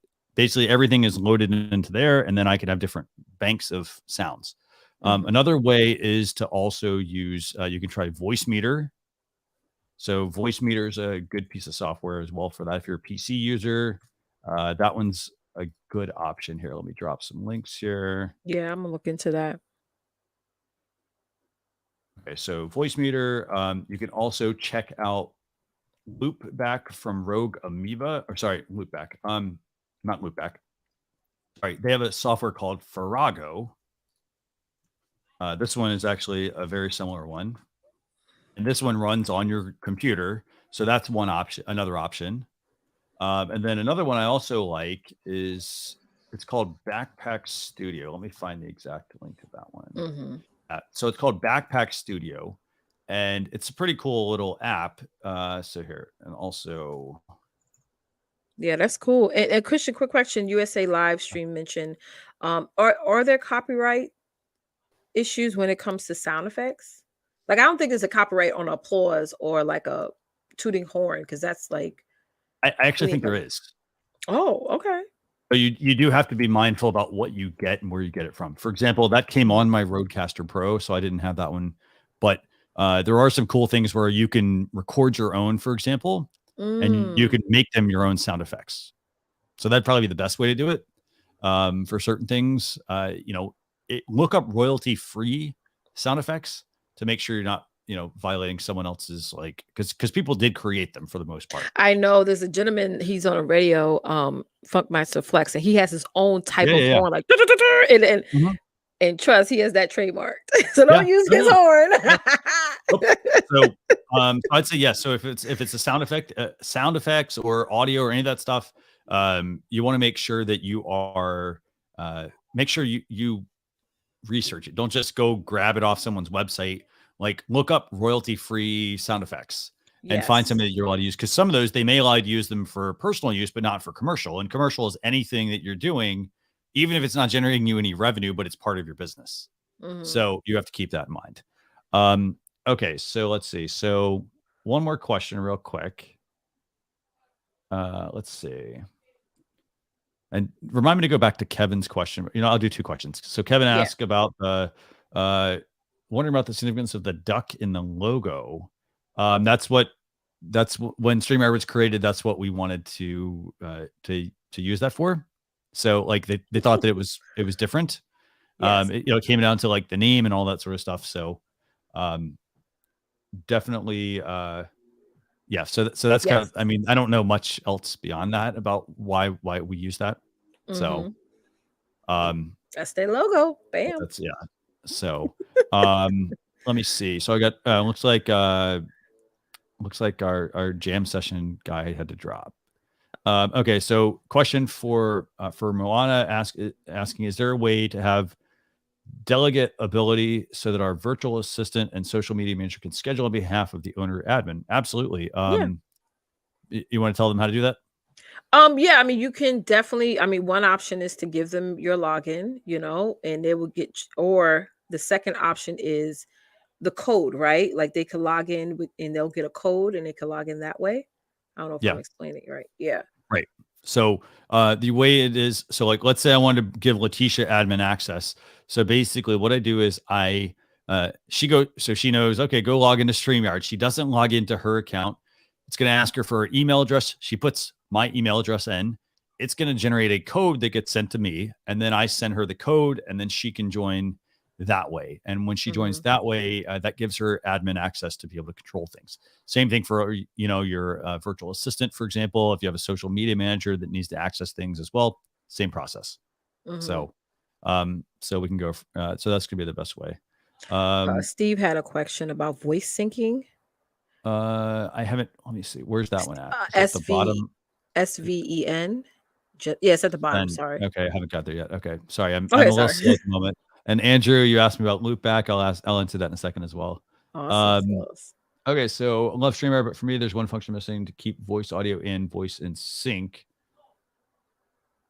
I think that's going to be like, I think you're going to need to adjust like I think you need mix minus on that. Like I'm not, for example, I think my audio is in sync. Yeah. And I'm not doing anything special. I've got a camera and a mixer. That's it. I have seen people lives where their mouth is moving, but their voice is not matching. I've seen that, many times. I think that's the mix minus feature, but so the only ways to like fix that necessarily are going to probably use some hardware for that. So I think it's going to be I think that's what you're going to have to do. And then also I sort of think it's also a computer issue. Like maybe your computer doesn't have enough horsepower to keep up. So as you're trying to make your production more elaborate, I think you're going to run into like some little glitches there. Yeah. And Michael said a suggestion. There's times where I have to go in and upgrade my Chrome. I didn't know this till like a month ago when I was seeing a red button pop up on the side of my screen, but I was like, disregarding it. And it was affecting my streams, but when I went in and upgraded, it fixed it. So that's another thing. Upgrade. Check for an upgrade. And then and looking at the other comments that are in here, so Carlos Phoenix says like, syncing may require a delay setting on a mixing board or software. Absolutely. So that's why I'm using the one product I'm using, the Rodecaster Pro, because it has that functionality built in and it just seems to work. Yeah. And then Joey Basta also says it could be weak internet. Yeah, that's true. And Michael Daniels also says that it could be the computer as well. So in his case, he said more RAM and speed of your systems are not powerful enough. And, I would tend to agree. I mean, what kind of machine are you using, Leticia? I'm using an HP. I have my Ethernet connected to it though. So it did change my quality overnight, literally. Yeah. So you're using Ethernet. I'm running I've got a MacBook Pro. I've got an M1 MacBook Pro, and that's it. But if you watch my shows, maybe like 3 or 4 months ago, I also was running a 2012 MacBook Pro. That's actually what I've been using for the last number of years. So, I was still perfectly capable of running things just fine. The only delays I would, and again, my hardware hasn't really changed much. I added a different camera. That's about the extent of things. Yes. So, Yes. I think it's potentially internet and the hardware of the system. Ah. Okay. So let me get back to some of these questions. Lots of questions here, by the way. You see digits questions? He put a digit mart. Haven't gotten there yet. Let me get through a Okay. couple of these real quick. Awesome. So Jasmine has a question. Is there a way to show round the corners of the cutouts? So the answer to that would be to create an overlay and bring that into your broadcast. So for example, like right now they're square, and that's because that's by design of the style that we have. So if you want to actually round that, what I would do is I would figure out what view you want and then create an overlay that's going to go over top of the square edges. Well, that's a good idea. And you can use Canva for that. You can use Easel. You can use what else? Apple Keynote, and the tip there that I would have for you is this. Let's say I want to do say I want to create an overlay for this exact screen that I have right now. What I would do is very simple. I would take a screenshot of the screen with Leticia and I both up. And so I have the 2-person thing. And I'm glad to see you taking notes there. This is good, by the way. So, so what I would do is I would take a screenshot, save that to my computer, and then go into my design program. Like I said, Easel, Canva, Adobe Photoshop, Pixlr, any of those tools. And then what I would do is bring my screenshot in and then build on top of it. Because for example, if you try to use Canva, they don't have the ability to do cutouts. So you could create a background, but if you want the cutouts, you're going to have to use like another tool for that. Yes. And test it before you actually do the live. Make sure it's, even if you have a guest, maybe test with them and see how they're looking on the screen. Yep. And you can test, by the way, anytime. All you have to do is create your live stream. So you create your broadcast, but don't go live. So go into your Streamyard dashboard, and then you will have the ability to bring in yourself and your guest, or just bring in your overlay and see how it looks. And another little trick, let's say it's 2 people and you can only get 1 person on, send yourself a personal invite to your smartphone, open your Streamyard dashboard on your smartphone, and it will come into your main Streamyard dashboard as a camera to bring in. So now you can have 2 people, even though there's only 1 of you, and you can just 2, 3, 4, however many times you need. I did that before. Good. Okay, let's see. So, question for Sons. So Sons, I think we answered your question, hence why you actually dropped out there. Is there a way to insert sound drops or sound effects outside of creating video overlays? Yeah, absolutely. As I mentioned, I'm using the Rodecaster Pro. I have an app called Backpack Studio on my smartphone. So for example, that's another big benefit to the Rodecaster Pro, by the way. You can plug your smartphone in and pull in sounds from that into into my mixer, for example, and bring it in. So that's another option. So those are quite a few ways to be able to bring some sound effects in. And then there's also the software side. Okay, so Jewel is also asking, apparently we need a moderator. Why not acquire a moderator for the show as the audience is building comments? We're working on getting there. We're working on one of the shows they had a moderator, worked out pretty well. We're working on it. So I see a good question from USA Livestream. You're asking, can I show you how to do it? Tell me what you mean by, can I show you how to do it? Are you asking, can I show you how to, you tell me, what do you want me to show you? And I'll be happy to try and show you whatever that is. I just need to figure out what you're asking. Yes. What is it you want to show us? Okay, let's see. So, let's see. So let me keep going. I'm probably behind here, so let me just catch up. Let's see.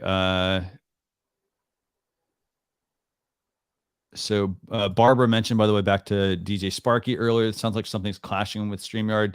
Yeah, I mean, it could. There's all sorts of things. I mean, I'm doing nothing special on mine, and my stream is just fine. I don't have anything. I have nothing extra that that other people I don't think might have. I think it comes down to internet. Actually, I actually think it's probably the time of day. Yeah, because there's going to be certain times, and like if everybody's trying to stream at the same time on your own home system, it's possible that your main internet service is throttling that. Or doing something, even though they might say they're not. So I would say, and when you're on the Yeah, and when you're on the Wi-Fi in your home, and I'm pretty sure everyone on here has a smart TV, so you're streaming Netflix on smart TV. Your kids are watching videos and playing games on their iPads, and then you're using Wi-Fi on your computer. Your Wi-Fi is like literally on overload. So you may have to, like, I've gotten two things. I've gotten an extender. So I have my main router here and I have my extender in the living room. And then I have my Ethernet plugged into my laptop. So I try to get a little bit extra just so if I'm on a live when it's 6 people and I'm hosting, it won't affect my stream. So definitely. Andrew, I'm going to bring you in here in a second. Let me just go through real quick, just a couple more comments. I'm slowly getting towards the bottom. I'm like way at the top, by the way. How does someone randomly get onto your stream? I have to let everyone in manually. So how does someone randomly get onto your stream? I mean, in my case, I send the invite code out, and then when they join, I have it set to where they're not automatically brought into the broadcast. Yeah. And that's actually a setting. So if you go under how do you set that up? Oh yeah, go ahead. Because I need to set that up. So let me actually find that real quick. Okay. So I'm going to go and share my screen. Let's see. Yeah, let me just do this. I'll share my screen. We'll share my entire screen. So you're going to see a lot of stuff here. Okay. So what you're going to see now. So what I'm going to do here is I'm going to go to the cam mic settings. Hey guys. I'm going to go to general, and then there's this option automatically add shared screen. We don't see it. Oh, yeah. Sorry. Always forget that step. Okay. So what we're going to do here is I'm going to go to the cam mic setting, and then I'm going to go to general, and it's going to have an option that says automatically add shared video, shared screen / video to stream. So this way it's going to stop people as well. And then you can go in, obviously, you can also set some things up like guests can see viewer comments, guests must authenticate. You can put in banned users and things like that as well. If you have people that are, so that's another thing. If you have people that are constantly joining you, for example, you can just put their name in here and ban them, for example, if you need to. And that's as simple as, and I'm not going to do this to USA Livestream or nltmw, but while I'm here, if you did want to like put somebody quickly into that list, just click the 3 dots. And then there's the block user option, or you can put them in timeout as well. Cool. Good. Good. I didn't know that. I wrote that down. Yes. So let's see. Hey guys, head over and hit that like button. Hit that like button. Can you sort of the sound quality on stream? Every time I stream and watch back any music I played is poor. So what kind of, let's talk about this. What kind of music are you playing full of it? Are you playing an instrument, for example? Because if you're playing an instrument, there's always going to be like, it has to do with the pattern. So if you're playing music, it's one pattern, and then that's not translating necessarily properly. So it might be like, if you're just playing with a microphone, then it's not going to pick up the same as actually being plugged directly into your device. So, for example, if you have you may want to get an iRig. Basically, it's a so it can basically be plugged in for music. That's how people can record music correctly. So it plays through that versus being able to like just play and hope that it's going to sound good when it gets picked up. Okay, so 2 more questions, and then Andrew, you're on. So we're going to insert. So we did Sun's jam sessions. Okay, can you sort? We did that one. Let's see. Remy, it's good to see you as well again. Thanks a lot for joining us. Hey, Rem. Let's see. William's asking if we have this type of thing in Spanish, or we'll do this thing in Spanish. I could put that in. That's a feature request. So that's a good, and that's a feature request because it's, you know what? Here, I'm going to make a note right now while we're talking about this. Yeah. So, Leticia, if you can go back to where William's comments at and just see if there's any other ones. Will do. Let me know while I'm making some notes here. Yeah, So and that's William, an option that feature request that has been put in during the town hall. So that is on the list. I know that. Type of meeting. Do you have to have a? Okay, so I got your note. Thank you for that request, William. Let's see. So Scott's asking this question. can you make adjustments for your future streamer live and get that out of focus microphone out of the view of the camera? Okay, me. I'll see if I can move this. I mean, it's an arm, and I have, so this is a signal booster, this red thing. So I'll have to like maybe see if I can have a different way to set this up. I like it in the camera though, because my mic is in the camera too. Yeah. So I'll do my best to figure that out. But yeah, it's something. I mean, I'll probably end up putting it on an arm, I think, or sorry, on a mic stand, to maybe get it out of the way. So I'll see what I can do. Can't guarantee anything, but I'll see what I can do. I think it's more about, sound is very much so important when you're streaming. So it's I have to have a mic in front of me because it just makes my sound better. I've seen people, when I looked at my analytics, people stay on longer because my sound, they can hear me better, so I'm more clearer. So I think that's why we have mics on our lives, because we appreciate our audience really hearing us without all the background noise and stuff. So I have a question here from Joey Basta real quick, and then Andrew, you're coming on. So I'm going to let you answer this one, Leticia. Question: can we add Facebook groups to the places in StreamYard that we can live stream to? Absolutely. You just go into destinations, or when you're about to go live, there's a feature, a plus sign at the top where you could just add the group that you want to stream in. So absolutely, you can go live. If you have, I think it depends on your package too. If you're in one package where you can only stream up to so many different destinations, but let's say you have more destinations to stream on, then you just need to upgrade and update your StreamYard package. Okay, and I'm gonna scroll down. And I also got another request. So we got let's see, who is this? So we had Charlene was asking if we can. I assume you mean, can we do live stream reviews in Chinese? I think. So I made a note. I don't know. But yeah, so I made a note, and if you can just clarify if that's what you're asking for, live stream reviews in Chinese, let me know. Or what? You could do live stream reviews in Chinese. Okay, explain. No, the person who's asking. Yeah. You could create your show and reach out to your audience of I was just thinking that's normally when I see that somebody don't have something, I'm like, hey, maybe I'll be the first to have that option. Yeah, no, definitely. So good question. Okay, so let's bring on Andrew. Andrew, I think we've had you on before, actually. So it's good to see you. Yeah, that name sounds familiar. So Andrew, thanks a lot for being patient and for joining us. Oh, from Jamaica. Absolutely. Absolutely, yeah. So tell viewers, who are you? Tell viewers who you are, and then tell them a little bit about yourself and what your show is about, and then what your question is. Okay, awesome. So I'm Andrew Fairman. I operate Talent Box Jamaica, which is actually an executive search and placement firm, basically in HR.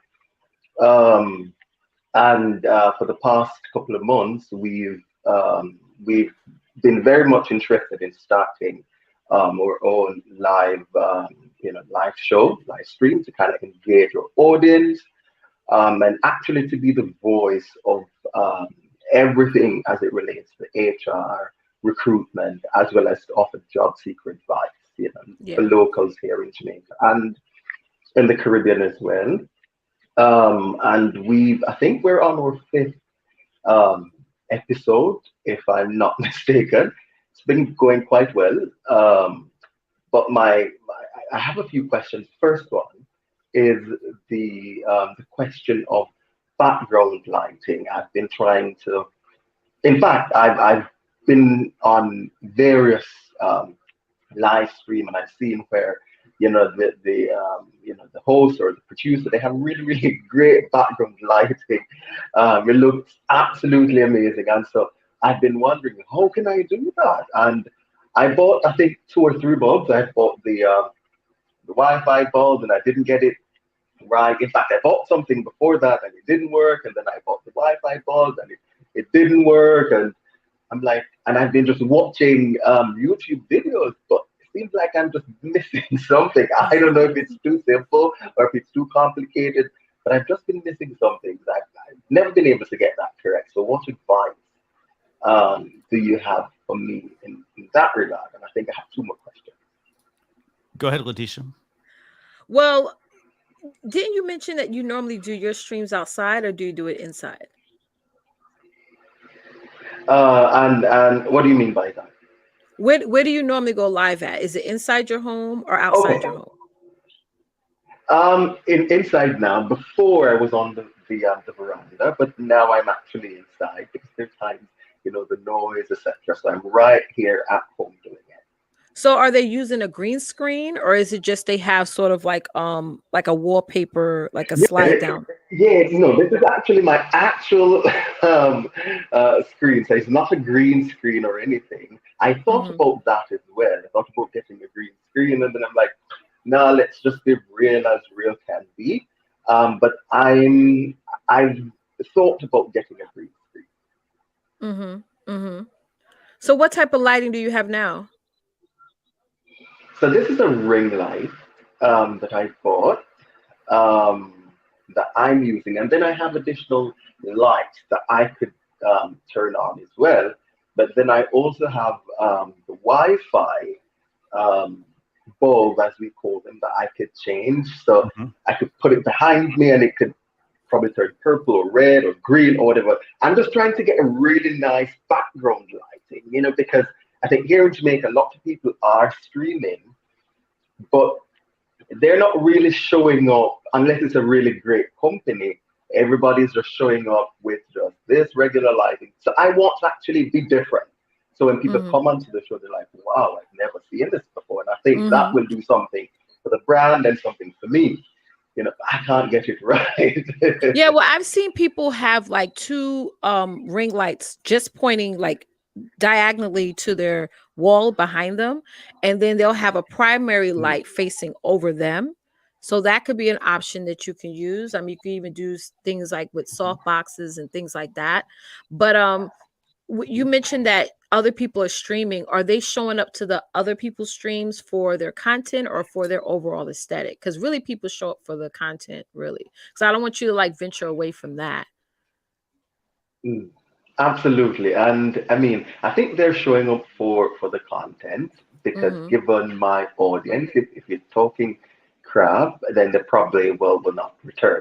And I think I've had some constant listeners and viewers, but most of my viewers, they're actually corporate. So whilst the content is valuable, they will also pay attention to the aesthetic as well, you know. And so I don't want, if that makes sense. So what type of mic are you using right now? Let's talk this real quick, actually. Yes, because let's talk about. I think it's the mic thing for you right now. So okay, so this is I don't remember what this one called actually. Is this Can you take off the thing on top of the mic? This thing.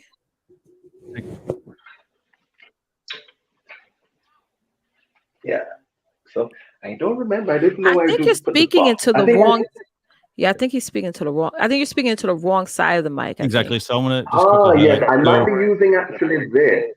Yes. So I got a couple of things for you. So for starters, I wouldn't use AirPods at all for a live stream. No. Because it's going to necessarily, so you're going to get the headphones, but it may, depending on the way you're connecting, it may be trying to pick up the mic that's in there. I would always try to just plug in a pair of in-ear monitors or headphones, typically without a mic, for example, on it. So that's the first thing. Second thing though is, and we've got quite a few comments actually as you've been chatting. So like Michael Daniels says, like, it sounds like you're speaking into your webcam mic. So that's one thing you're going to want to check in your StreamYard dashboard. Go into StreamYard, click on cam mic and click on audio and check what mic you have set. That's the next thing.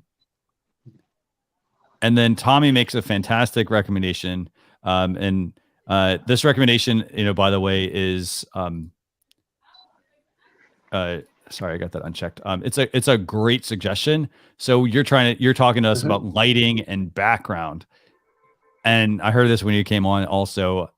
I would recommend also to what Tommy's saying here to get sound panels and put that up, because it sounds like you're in a room that's either a really big room or you don't have carpets and things like that on the floors and walls. And so as you're speaking, it's definitely going all over the place. And that's actually making it hard for people to follow. Yeah. Yeah. So I would actually improve that instead of trying to improve the background first. Yeah. Yeah. That's why I asked like what type of mic you're using, because and then I asked about what is the differentiation between you and everyone else who's streaming now in Jamaica, but it's just sound. So like when I first purchased this mic, I was using it wrong. I was using it like this, like I was talking into it, but my mic is pointy. So I speak into my mic on the side where I have. Yeah. Do me a favor. Yeah. Do this. Like, Leticia, talk into your mic from different angles, for example. I can't hear you at all. I don't know. Can you hear me now? Yes. Yeah. So I'm actually turned my mic around. Okay. So does it sound different? It does. Now, when I turn it this way, it changes the sound completely. So I was using it all wrong. So I improved just that little, and then I had to get a brand new USB cord because it wasn't matching. Ooh, it plugged out. Yeah. It plugged out. You said something about sound. Did you say sound panels or something? So the room is big. So how could I improve the sound? Is there a software that I need to get? By the way, Leticia, I think your mic unplugged, so you may want to either maybe refresh or just check your settings. But Andrew, are you still there? Yes, I am. Okay. So for starters, some different ways you could do that. So for starters, putting carpet down on the ground. That's one way. So like for example, if you're in a tiled room, carpet's going to deaden some of that sound. I would say I have a good sort of funny comment from nltmw. He says, "Hey, just put laundry on the floor. No one can see it anyway." But putting something like that on the floor, putting something like that should help. I think the other thing also is depending on the ceiling. So like if you're in a place that's got really high ceilings, the sound, for example, is traveling up and out, for example, versus being in a contained area. That's something you need to definitely pay attention to. Again, to Michael's point as well, also make sure you're using the right mic. Yes. So I don't know if you want to take like while we're talking with you, why don't you do this? Because we can hear what your mic sounds like right now. Go into your cam mic settings and go to audio and see what mic and what speakers you're using there. Yeah, let's do that. How do I sound, no question? That sound better? Leticia sounds good, yes. Awesome. Okay. So reason why I'm using this one, Christian, is can't hear my cell phone. Okay, so you're using your cell phone. Yes. Okay. So here's the thing though. Okay, so if those are Apple AirPods and you're using it with an iPhone, it should still maintain that connection, but it definitely did change. So I think part of it is you're using your cell phone. That's part of the thing. Yes. Yeah. So let's see what it can adjust here. Do what?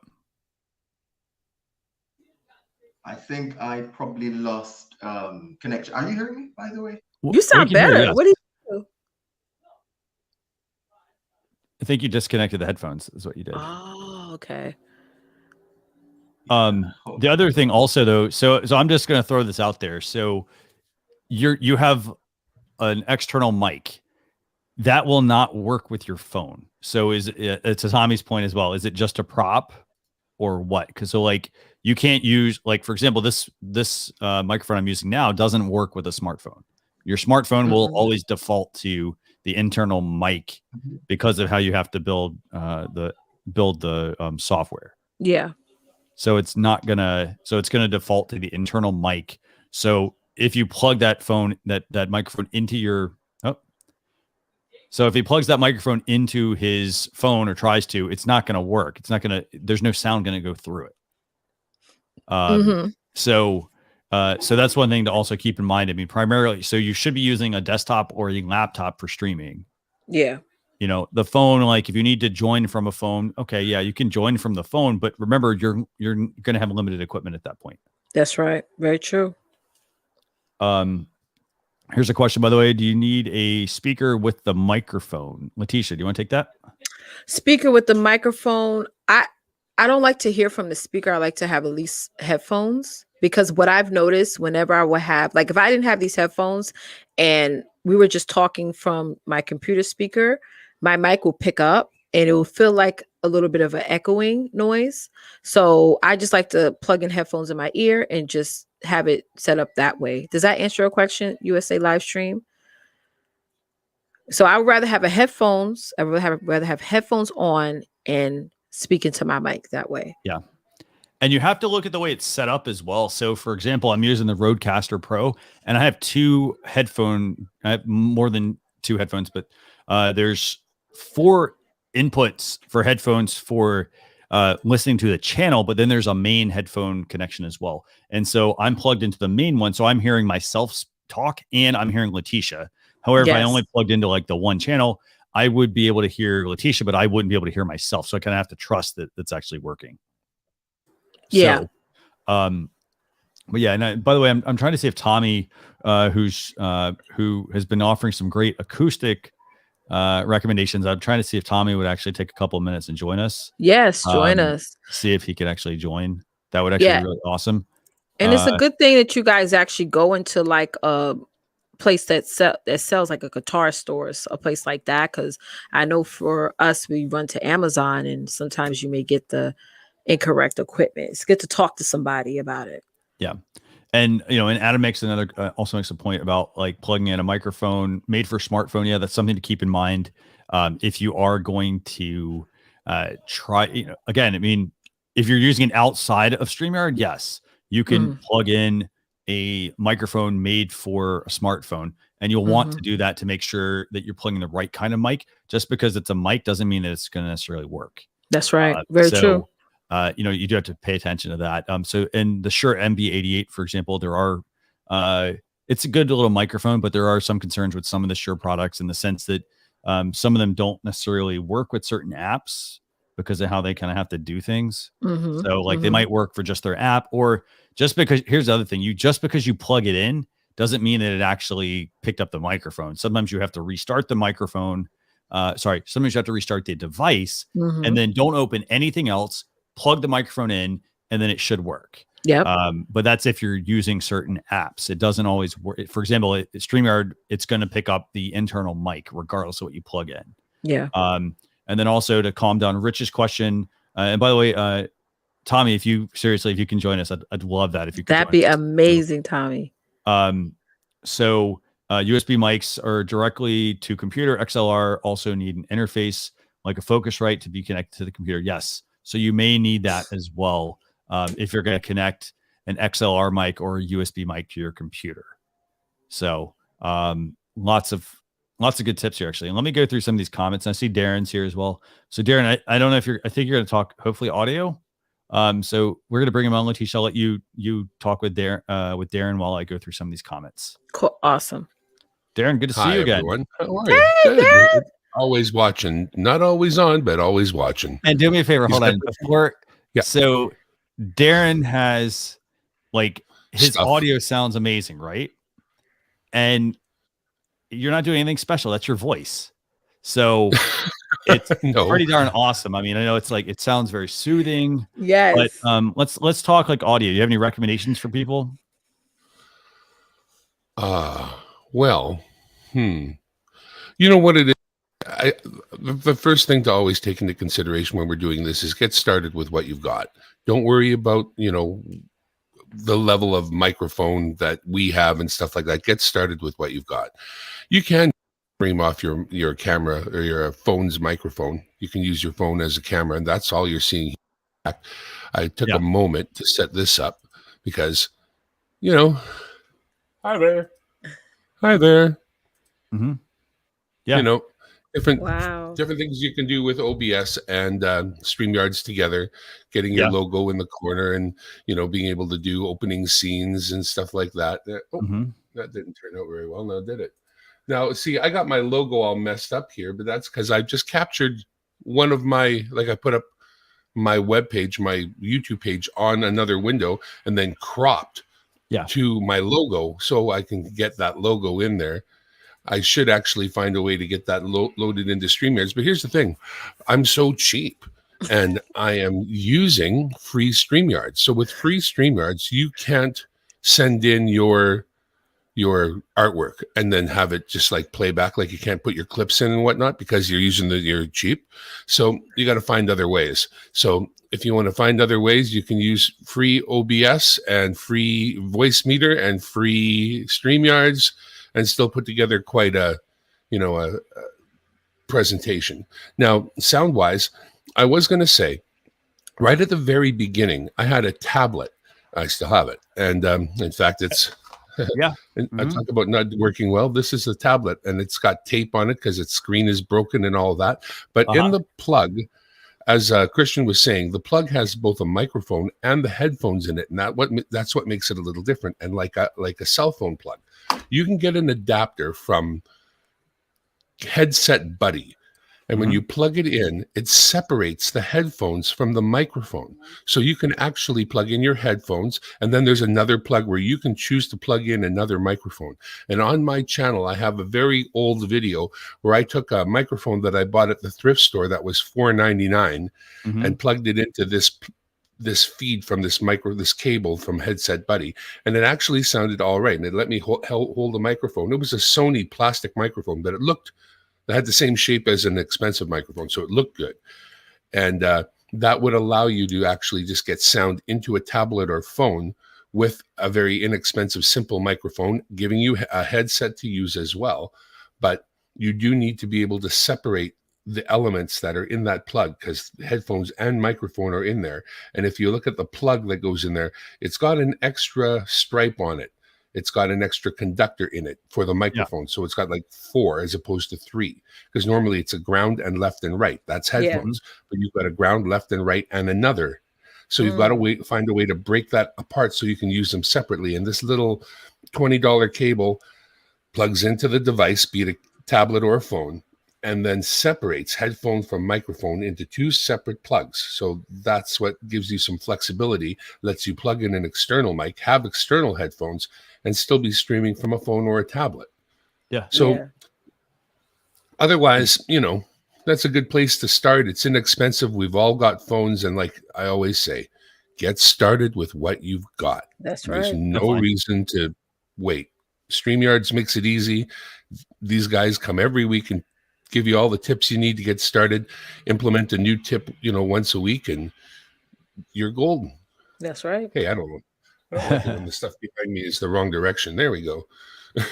flip the camera. You got a lot of fans, but there are a lot of people saying, "Hey, you love sound like a radio announcer." So, thank you for jumping on and helping with providing that tip. And I dropped a link to Headset Buddy as well. It's a good recommendation. Yes. I read one when I was 18, 19 years old. I went to broadcast school in British Columbia, the British Columbia Institute of Technology. And at one class, the announcing class, they made us read one commercial. And I've never, ever, ever had it leave my head since then. Would you like to hear the Bartlett Pear commercial? Let's go. Yeah. Now's the time to serve and preserve BC brand Bartlett pears. BC Bartletts are wondrously juicy, marvelously sweet, and so easy to preserve. They're at peak of season prices now, and that means extra savings. Don't let the Bartlett pear season go by without serving your family fresh BC Bartletts often. The Bartlett Pear commercial. Yes. This is awesome. They love it. All right, folks, it's been a pleasure. I'm sure you've got others and lots of other important things to say, but StreamYards, start with StreamYards. Get yourself a tablet and a phone, and that's what you have to say. We want to hear from all of you. Thank you again. Thank you. So we'll see you next in 2 weeks, actually. So that was Darren. Darren comes on quite a bit, and he always is recommending, start what you've got. Yep. So if you don't have, if you have a mic, you don't need to go buy another mic necessarily. Just learn how to use the one you have, and then grow from there off of the equipment. So I'm going to run through some of these questions, by the way. So we've got Brian Kelly. Good to see you, by the way. So good to see you, Brian, as well. I was on one of his shows earlier this week.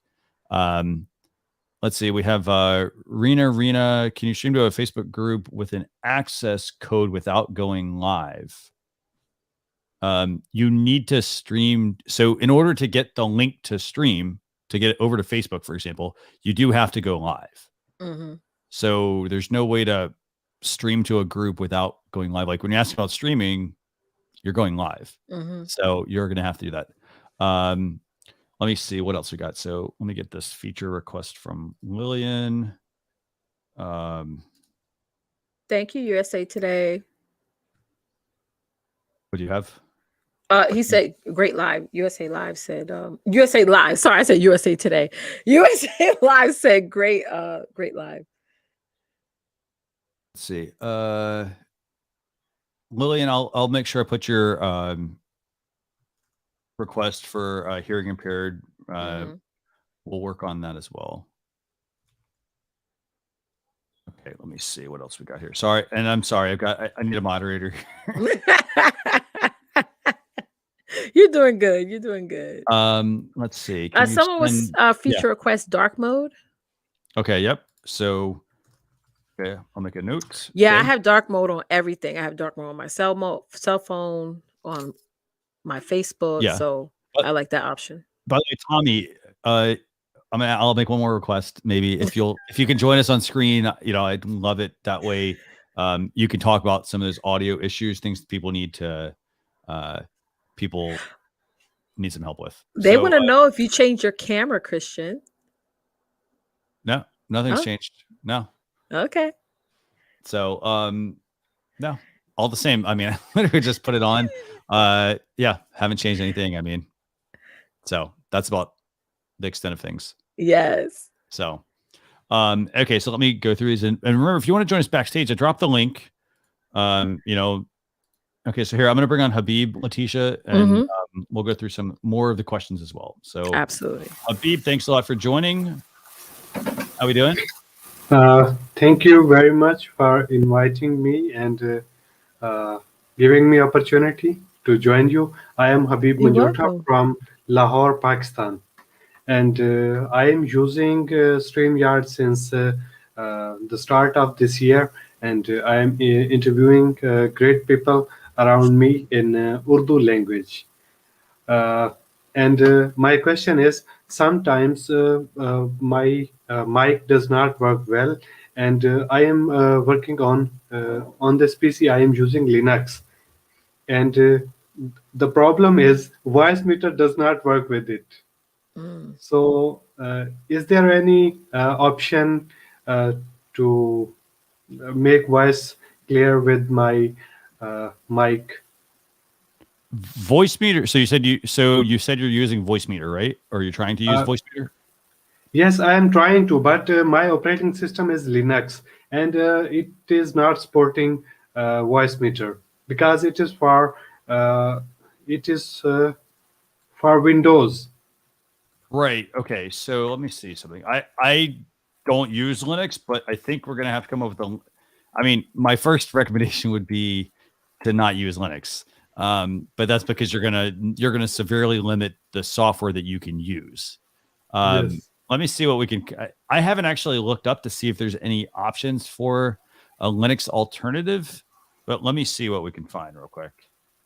Because that's the thing, you're gonna need to find something that's gonna work like that. So let's see. And hopefully the software is still good as well. Let's see. There's something called QJack Control. It says that allows you to route audio and MIDI around. I don't know if you checked that out, maybe, Habib. And granted, it's about 5 years old, so it might not be around. Let's see. What is this one? Yeah, Jack, actually. Yeah, so that seems like the only option that's available. So I would, since you're running Linux, or also maybe try like something called Pulse Audio. I'm not sure if those would help you. You can come off mute if you want. Go ahead, come or here. I'll unmute you. Let me see. Habib, you want to come back on? You're muted. Oh, sorry, I No, muted no worries. myself. Are you listening me properly? Is there any kind of noise with my sound? There is noise. Yes, I'm hearing Yeah, like there is. like some crackling. That could be maybe the mic is not connected. Are you on a phone or you on a tablet? It sounds or like a the laptop? sync is on. Well, I am on PC, and here is my mic. It is away from me a little bit. Can you see it? Yeah, that's quite a actually that's quite a ways away.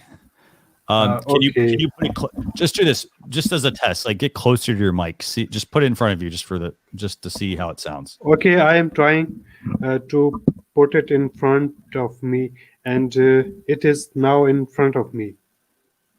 I'm still hearing like a, I hear it sounds like the sync is on. and that could very well be the headphone cable. Maybe Well, I'm hearing maybe. interference. Basically, is what I'm hearing. Okay. There is a fan also making too much noise. Fan of my laptop. Okay, so it very well could be that as well. Yes. And so there is one no button to close it off because it is cooling down the machine. yes. Oh, yes. So part of it, okay, so that's going to get into the positioning of the microphone. So I would say this: if your microphone, for example, I'm going to move my microphone away from me. It's over my computer. As you can see, there's probably doesn't sound as good, right? And if the mic is over my computer, and then like the fan is actually going on, the microphone is going to pick up that noise. So I would say maybe try to adjust how you're doing things. Like, for example, I don't know what kind of mic that was, but I want to say it's a shotgun mic, which it's going to pick up all of the noise around you. Yes, you can see this. Yeah. Well, do me a favor, bring that up to your mouth and just speak into it. Bring it like. Okay. Hello, Christian. How are you? That sounds better. Yes, that sounds a lot better. Well, it means I should buy a stand for this mic and keep it close to my mouth. Perfect. Because I think that's a positioning thing. I think the issue is the mic is positioned. Because if you move it back to where it was at, I bet the audio is noise going to come out. It was. Yep. Now There you go. it is here. Yes. So that's one thing you are going to want to consider. Like if you happen to have, and that's where there's different types of mics.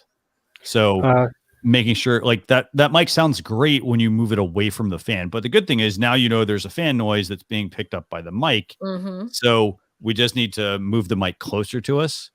And then that way it's going to not be right there on top of the computer audio. Right. Okay. I am thankful to you, all of you. You are doing well and guiding me along the way in this journey. I am. Thank you very much. Awesome. I see you all the times, but it is first time I have joined you to discuss this problem. Thank you. Thank you very much. And someone Thank you suggested very you much. should get a boom arm. Yeah. Okay, and I would like to connect with Leticia later. Is there any way to connect because you are connected from YouTube?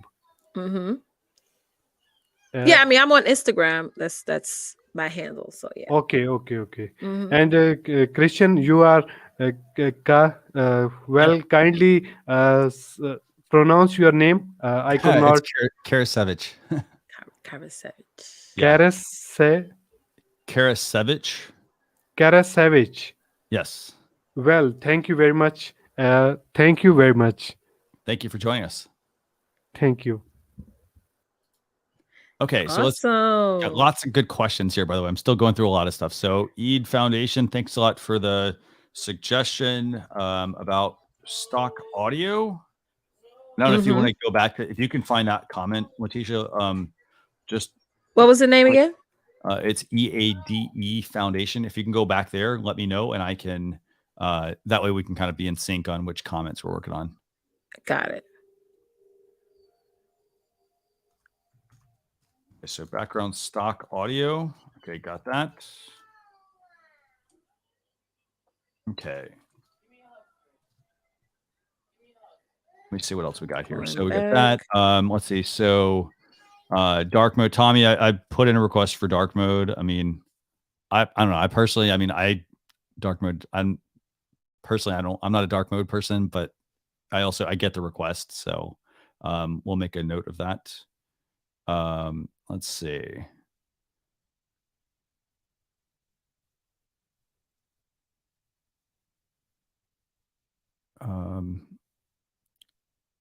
Joey Bast, I'm not sure what you're referring to here. You said there's a feature where another software picks up the music, video, or sound in your computer. It's really just a routing issue of like routing the correct audio into your stream. So for example, you can use a tool like Loopback or Sound Siphon or Black Hole or Voice Meter, all of those tools, virtual audio cables, basically, where you route your sound and the applications into your broadcast. So you can create whatever mix you want there to be. So that's something to keep in mind. nltmw, thanks for the recommendation on pinned comments. William, yeah, I made your note about, and I think you're talking about live stream reviews for Chinese. Made a note for that. Mm-hmm. Let me see what else we got here. Let's see. And by the way, if anybody wants to join, they're welcome to join the stream, by the way. So just join us here. We're going to do a giveaway here shortly, by the way. So let me just go through all these comments. Let's see. Kenny, what do you said you're struggling to use the app. I'm not sure what app you're referring to. StreamYard's a browser-based software. So you join through streamyard.com. We don't have an app. So if you happen to have downloaded something, it's not ours. Yeah. StreamYard in Japanese. I actually don't know because I don't know Japanese. But good question, actually. Good question. Let's see. Tommy, also, by the way, going back to Tommy's comments earlier about audio, if you have like sound panels, those are great ways to improve your audio. He's also talking about different mics, like dynamic mics, for example. And this is a thing, like if you have a shotgun mic or boom arm, for example, and you put that mic over top of you, like say you're filming a scene between Leticia and I, and we're talking in the same room, it's picking up us, it's picking up other noise and things like that. Mm-hmm. Versus, using the dynamic mic, like I have to have this close to me, but the benefit is it's picking up just this. Yeah. And if there's any noise behind me, it wouldn't be heard. So for example, I'm going to turn my microphone around and I'm going to talk, and you can hear there's a big difference there, right? Mm-hmm. There should be a big difference because the microphone is actually facing that way now. Exactly. Yeah. So I'll turn it back around. Yeah. So there you go. Same thing for me. If I go further away, it sounds different than when I come up close. Yeah. So there's definitely it's something to consider about the type of microphone you're buying. Don't just buy the microphone. Yeah. Get the right kinds. Okay. So let's see. Yeah. The closer, the best. Yep. Yep. Let's see what else. Okay. Support in Chinese. Got that one as well. Just making sure I get as many questions as possible, by the way. So thank you very much. Let's see. Dark mode, another dark mode request. Got that. Step into the darkness. Dr.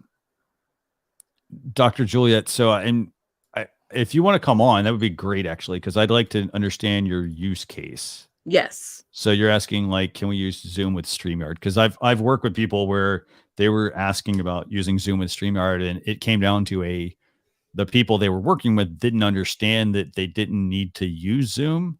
They were really pushing it because it was like they were even tech people. They were pushing, oh, well, you should use Zoom with StreamYard. And for their application, when I talked to them, we walked through like different camera settings and things like that. And they realized they didn't need the product. Mm-hmm. So if you want to join us, that would actually be great. Yeah.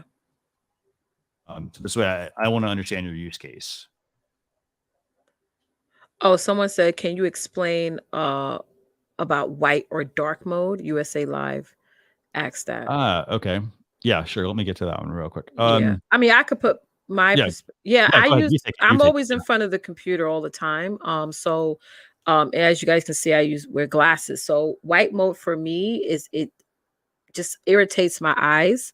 So that's why on my cell phone is all dark mode. On my computer is all dark mode, because for me, my eyes just it's not, my eyes are not doing overwork. So it just depends on your personal preference. Some people, like Christian said, you know, Christian, you don't use dark mode. It just depends on your preference, really. I think that's a good example. I mean, and I mean, again, like, yeah, you get a lot of people that they want it, and I mean, it doesn't bother me as much, but you know, to Leticia's point, everyone's a little different. So I can make a note. That's basically the extent of what I can do there. Yeah, and there's I'm also the developer, so yeah, when I worked in, you know, when I had a job, I just got a screen. You can get a screen. It's not a screen protector. It's like a thing that goes over your computer, and it just dims down the computer more. So that's something that you can buy just in case you're using like StreamYard, which does not have the dark mode feature. You can just purchase something. I think I got it for like $25, and you just got to make sure the measurements are correct, and that can also help as well. Definitely. Yeah. Okay, so I got a couple. I'm getting near the bottom of the comments. You're almost there. So let's see. So Flash in your pan, got your comment about being able to integrate StreamYard with OBS. Definitely, I'll put that in there as a feature request. Let me see what else we have here. Armando is asking, with a specific iPhone 11 mic from Sweetwater, no adapter, StreamYard. Yes, it will still use the internal mic. And that's because of the fact that it's going through the browser, and the browser doesn't give you access to the additional mic. Like, that's the iPhone, at least. Yeah. So, you know, and so like you do have to just keep in mind. One thing I do, by the way, I usually use a program called like Filmic Pro for any sort of video recording. And so I can open that. See, Leticia takes some notes as well. So I use that. And what I do is if I ever plug in a mic and I'm like, oh, I want to see what mic is actually being used. It's a fantastic application for recording videos. People actually shoot full length movies on it. Yeah. And it actually will then let me go in and toggle my video and my audio. It also has the ability to do clean HDMI, so you can use it as a webcam as well if you want to use that as well. But that's a way I use to check what audio source is there, and then I flip over to something else, and I can see it basically disappear. Yeah. And you can absolutely change your Dimebag said you can change your mic source in StreamYard. That's very true. Yeah. Let's see. Can studio participants talk to themselves backstage? So they can use the private chat feature to be able to talk with one another. I would prefer that they just use the chat than talk, because if they're talking and it's in my ear and I'm trying to host, y'all could talk in the chat. It's distracting. Let's see. And if other people already jumped in, sorry, if I'm repeating some of the questions people are asking. Yeah. Okay, let's see. Adam's exploits. I have to put my mouth about 2 inches from my mouth because I stream from a dining room and I don't want to use a boom arm. Yep. Yeah. Again, I mean, there's different ways to do it. I mean, like you can get, you know, people using lavalier. So if you're going to use a lavalier, make sure you have the right amount of power for that and then position it correctly. Again, dynamic mic, condenser mics, you know, it also depends on your setup. So like if you're in a room that is a very noisy room, like you're going to want a dynamic mic, because then it's going to pick up this primarily versus everything else that's going on around you. Yeah, you may not hear it, but the people watching will hear. Like when I first came on, Christian was hearing the noise out in the street, but I couldn't hear it because you know what I mean? So keep that in mind. Yeah. And let me see. So yes, you're right, Dimebag. You don't want people to have debates off camera. Yeah. Yeah. Let's see. Okay, let me see. So I see Alexis. I'm not sure did we have Alexis on earlier, Leticia? I think we did. It was the first one. First person. Okay. Yeah. I'll bring you back on, Alexis. I'm not sure what your question is, but happy to answer it. So bring you on. Just ask your question, and then if it's not something I know or can understand, maybe run it through Google Translate if possible. Yes. That would be helpful, and I'll be happy to answer it. Okay, Alexis, good to see you. you have a question? I don't think he has a. It's Okay. Well, yeah. Ask it in the chat, Alexis. Ask it in the chat. Okay. Let me see what else we have here. Lots of questions here, by the way. Can you put in a request to make round corner video? Already did that, Joey. Got it. Noted. It's in there. So, in the meantime, I would say that's probably a theme, a theme recommendation. And so, what I did was I put that in there. I'd say in the meantime, what I would do is I would use, as I mentioned, Easel, Canva, PicMonkey. What else? Photoshop, Pixlr. Am I forgetting any of the ones? But basically, I would create an overlay with just the two, and you can add the corners to your overlay if you want to, even if it's just to add corners. And that way it can give it a bit of a rounded effect. Like put it in there so that the video feed comes in and the cutouts are actually there. Let me see what else. I like Claim's comment. He said mini boom mic stand. I didn't think of that. Yeah. Mini boom mic stand. Yeah. No, I have a mic stand that I use as well. What I actually was doing, this was before I got my actual arm for my camera. I had my camera connected to my mic, put on my mic stand. So then that way it gave me more height so I could get the camera right in front of me. But wasn't you further away from the mic then? Oh no, the mic was for the camera. It was just for the camera. I left the mic like it was, but I didn't have a way to position the camera high enough. It was either really far away, and I wanted closer. Before my arm came in. I was putting it on a mic stand. Yes. But yeah, so they can perform like multiple like things. The thing is, you need adapters for the most part for the top of them. That stuff. David Kennedy, you said something about will StreamYard be compatible? Not sure what compatible with. Not really sure, but let us know. Oh, okay. So you're talking about the MV. Here we go. It was before that. An MV88 for live streaming on Facebook. Yeah. Some of the Shure microphones just don't work with Facebook. So it comes down to Shure, for example, I think has to release a driver that'll make it work. So for the most part, it should work. But again, it depends on what you're trying to use it with. So I try to stick to, I would say in the meantime, like you may need a different mic.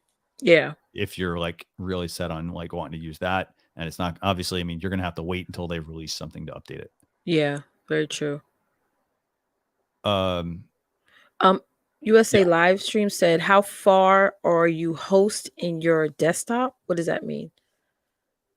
Let me find that one. How far are you hosting your desktop? I'm not really sure actually. So USA live stream, can you clarify that? I'm not really sure what that question is.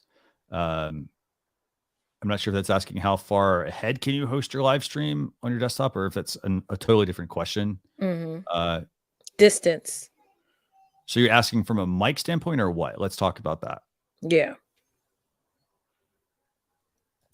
And yeah, David, it's so the NV88, like it may not, it could be an iOS thing. I'm not sure exactly what that is. It could be iOS, it could be Facebook. So I'm not, it could be Shure. So some of the devices, I know as the operating system is updated, and I'm not really sure how old the MV88 Plus is. Let me see. Is that a microphone he's saying? The MV88? Oh, okay.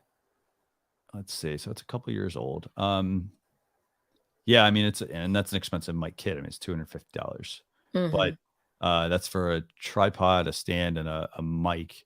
I'm not sure why that wouldn't work, but it comes down to, I mean, if it's Facebook just may not want it to work, and they control that, unfortunately. Yeah. So, if it's not working, also one of the thing, if it's plugging in via cable, I would always always try a new cable before I say like, hey, it doesn't work. And if it doesn't work, I would even contact Shure and ask that, like, if Shure is, if you've gone through like Shure's help support or their online support, like, and they've said, hey, it doesn't work, maybe get a second opinion from Shure as well, just to see if there's an issue there. They might be able to let you know. Right. Right. But yeah, so let's see. Got a couple more questions here. Let's see. Yeah, Tommy, you're right. Like platform has nothing to do with mic compatibility. Mics need to set up in stream platforms and PCs. Yeah. And a lot of people aren't doing the, it's not just about like connecting it. It's connecting and then making sure it sounds right and tuning it properly.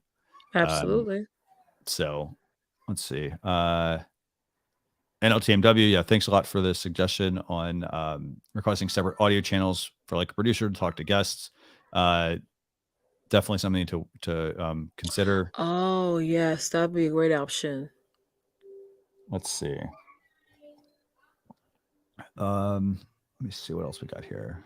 Yeah. Oh, another thing for creating transparent shapes. You can use Inkscape, according to Neil's World. So again, lots of options for creating those overlays. That's Now, right. remember, this is about your show. So if you have any questions on your show, like I'm not getting viewers, for example, or or I'm getting viewers, how do I handle this? What's the best way to do this? Definitely come on. We want to talk to you. Yep. So I'm going to drop the link to join us. Yes. If you have a current show right now and you need advice on how to improve it, come on the screen, come on the panel with us. Yeah. And then I know, so going back to USA live streams question about like distance, it's going to partly depend on the microphone. So like my microphone is about 2 inches from my mouth. So Leticia, yours is probably the same, I'm guessing. Yeah, it's about 2 inches from my mouth as well. Yeah. So, and it's going to come down to the type of mic you're using, and you can hear the difference. Like if I'm speaking into the mic this way, it sounds different than speaking this way or speaking this way. Like you can hear that, but not as well. So it's going to depend on the mic you're using as far as how far you need to set it. And you just got to test it out too. Like do like a test live and just play around with it to see. Because for me, it had a lot to do with where I was talking in to the mic from, and I had to change the cord. So this cord that I'm using did not come with the mic. I had to purchase it separately. Yeah. Let me see. Oh, and Darren makes a good point. The closer you can get the mic, the lower you can keep the mic sensitivity, the less background noise you get. Yep, absolutely. Because it's going to come down to different kinds of mics. If you're using the shotgun mic, they all have different purposes. This is why we also, like, we're not telling you to get stuff, but like you need to make sure you're using the right kind of mic for the equipment or for the job you're doing. So it's the same concept of you want to build a house, you have tools for specific jobs. Right. So like, that's true. There's you want to like hammer a nail, and you're not going to go grab a screwdriver. You're going to grab a a hammer. So, you want to make sure you're picking the right tool for the job. Same thing for mics. And there are places that rent equipment. I've also given the recommendation to go to like a Guitar Hero. Guitar Hero. Sorry. A Guitar Center. Sorry, man. Yeah, I sound like that, dude. By the way, Neil's World. Yeah, if you want to join us here, apparently you're in India. I think that's cool. Awesome. So just join us here. Yep. Use the right tool to get the right job done. That's right. Yeah, you're right. USA live stream said it seems like almost everyone's concern is audio. Yeah, good audio does improve your show. Since we're talking about live stream reviews, that's one good way to improve your show and get more people listening longer is correcting your audio. Because I'll be honest, when I'm listening to a live stream, I'm doing other things. I'm washing dishes. I'm, writing stuff down. So my phone is necessarily like face up. I'm not really always looking at the actual stream. So we also got to be, and some people are driving while they're listening to you as well. So yeah, audio is something that you want to make sure that you perfect more than the overlays and all that other stuff. Yeah. Yeah. J-Vlog. Yeah. Good points. Omnidirectional, unidirectional. Yep. If you want to talk, come on. Come on. If you want to come on, like we can keep this going. We can, I'd actually love it if people came on and just talk for, 30 seconds and we could kind of critique your mic setup, because it does sound like, as Leticia mentioned, a lot of people seem to have audio issues or audio questions. Yep. So I'd love to have like everyone, if you want to join us, click this link to join us. And then we can, critique your audio. And here's the thing. It's not to critique it because like, oh, hey, we want to like no one's going to make fun of you or any of that stuff. Nope. We want to, like, the goal is to help you. So if you're live stream, for example, and you come on, like we had Andrew come on earlier, and what did we realize? We weren't really sure, but it sounded like, hey, he had a prop mic maybe. Mm-hmm. and he was using his phone. I couldn't tell he was using his phone necessarily. It actually looked pretty good. Yeah. And so I couldn't tell he was using his phone, and yet he was trying to run that other mic, and that mic is clearly not going to work. So, so I want to hear what everyone's mic sounds like as well. So if you have, if you want to come on, join us, please. Absolutely. I like how a Flash in the Pane said content is king and audio is queen. I like that.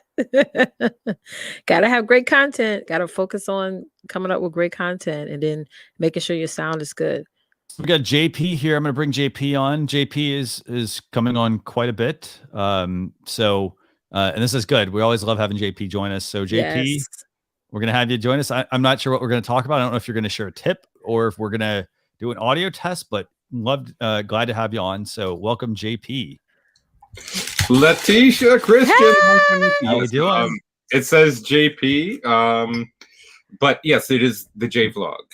The J Vlog. I'm the guy that you see the comments down there. That's right. Nice. So how's the audio? How's the audio sound? Is my audio okay? No, it's actually it's not matching with out your of lips. sync actually. I'm out of sync. Okay, so let's do this. Camera mic. Let's do audio.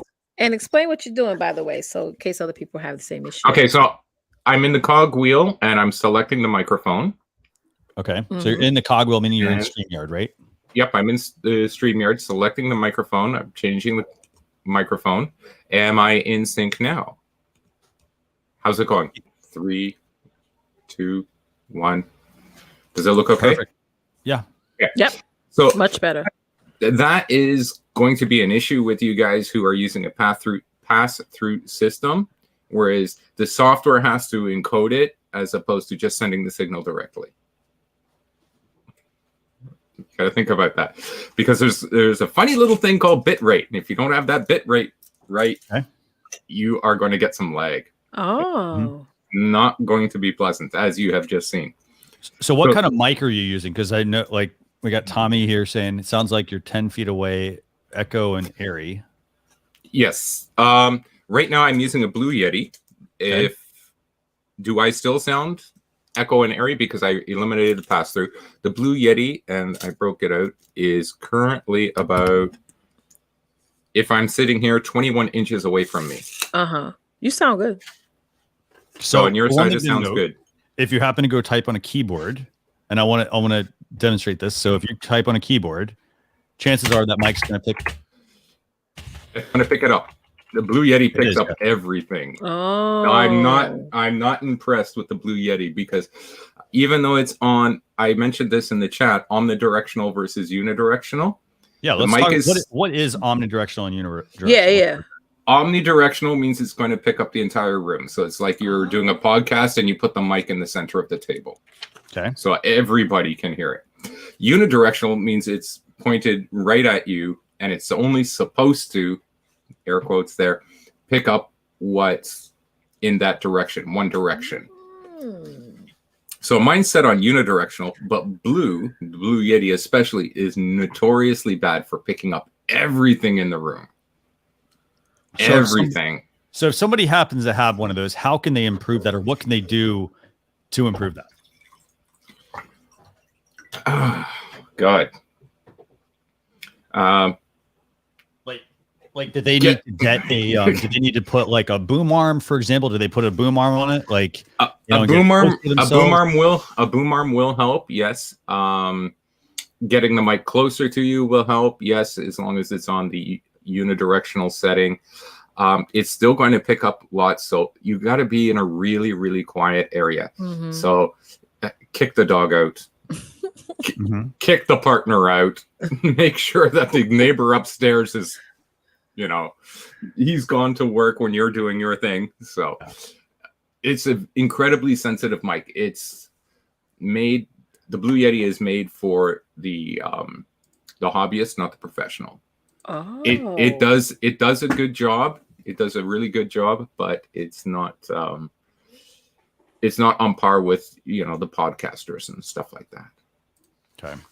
So what do you recommend as far so Prairie Life? That I don't know. That would be up to the audience, because I am still you know, like I like my Blue Yeti, but it's I wish I could get something better. I'm personally thinking of going with the Rode Wireless Go and just having the lapel. So like one of these, like a lavalier. I was thinking about doing that too. Yeah, you're talking about like these, right? Yeah, because especially if you're traveling as well, it'd be a good idea. So you don't have to. Yep. So these are the Rode Wireless Go. Yep, that's it. Yep. You got a receiver and mic, and then you have as well the nice little cover that's going to go on top of these. Fuzzy windjammer. It's going to clip right on the top. And then that's going to help eliminate some of the noise, not all of it. Okay. But it should eliminate a good bit of it. Mm-hmm. So this literally clips right on the top so that it sits like that. Yeah. So you can also attach that to your belt, and then you can have the cabled lapel mic to it as well. Oh. Yeah, because go ahead. On top of this, you can also, there's even a way to put it into a handheld mic. So you can have what looks like a handheld mic, and it's literally just this inside of it. So this is also an option. But again, these are, I think, what, $200? I think they're like about as much as you would spend on the Blue Yeti. Yeah, and it's portable. Mm-hmm. I mean, super portable. This is how portable it is. Ooh, so put it right in my purse. Yeah. By the way, Joey Bass has got a good question here, and then we're going to bring on Prairie Life because Prairie Life says she has a Blue Yeti as well, so we can talk about that. Yeah. So Joey says, "What's the reason for wearing headphones? Never wear them, and my videos sound okay." Now, did they sound okay, or do they like? Do you mean like, oh, they sound okay, or like, do you mean they sound great? So, or they sound good, or they sound good enough? Let us know. Okay. One of the reasons that we wear headphones here is so we can hear each other, right? If it's playing through our desktop speakers or something like that, then there's a good chance that our microphone's going to pick it up and we're going to get reverb. That's why we wear headphones. The type of headphones that you wear it's your choice. Right. Okay. As long as the communication is open, but we don't want that reverb, the microphone picking up what this desktop speakers are playing. Now, if you're fortunate enough that this microphone isn't picking up what the speakers are playing and you can hear it, kudos on you. And there's lots of types of headphones. I mean, for example, I've got in-ear monitors right now. But you can also go with something like this. I mean, this is your standard, these are the Apple EarPods, for example. You can go with these. I've got these as well. These are the Shure, they're Bluetooth, but they connect to my computer. So I can connect these as well for certain projects. But these are wired. And basically what I'm doing is I'm feeding them under my shirt, down my back. And in this case, I could talk on camera without having nothing against your big cans, by the way, JP. But again, you got different views of things of how you want to look on camera. So so that'd be a reason why. I mean, and to your point, I mean, it really depends on what you have. I mean, if you've got, we all have headphones lying around. Yeah, all of us. But yeah, I just got mine from Walgreens. And I mainly use it just so I can hear everyone else. But if I'm just going live by myself, I won't have these on. Yeah. But I will still have my mic. Yeah, that's another good point, Leticia. Yeah. That if you're running solo and you're live and you're just interacting with the chat, you don't need a headset at all. Absolutely. You might want to start the stream before you click go live, have a headset on and listen to your volumes and stuff like that, and then before you go live, take them off. That's right. And you remember when we brought someone on earlier and we were talking and we could hear them because I don't think they had headphones on. Like that creates, for example, that made it really hard to listen to the broadcast. Like it made it hard for me to listen to that person because I was talking and I was hearing myself, and then I was also hearing their echo. Yeah, that was also her and myself. So that is, you want to make sure you test out your headphones. I mean, just make sure that wear them, hear what your broadcast sounds like. listen to your audience. So if they're like, hey, you know, there's a problem or something like that, then you know how to fix it as well. Mhm. And a lot of times, I mean, the fix might be simply just restart yourself in the studio. So like if we're in the studio right now and I have an issue, I just refresh the screen, for example, it's going to kick me out, but the stream's going to keep running. So it just, you know, it's a couple seconds, quick restart. You know, if I ever need to like say like, hey, Leticia, I'm having an audio issue, I need to restart my computer, I might private message her and say, hey, you know, Leticia, I'm going to restart real quick. Can you control this stream? And let her control it. Know that I'm going to restart and I'll come back in as soon as I can. Right. That actually leads me to a funny story, Kristen. Yeah. Like you said, keep the flow going. So I was on a live stream. I think it was about 2 months ago, and the wife. I had 6 people on stage plus myself, so a total of 7. Yeah. And the wife accidentally kicked the power cable out of the wall. Okay. I went poof. The stream kept going. Yeah.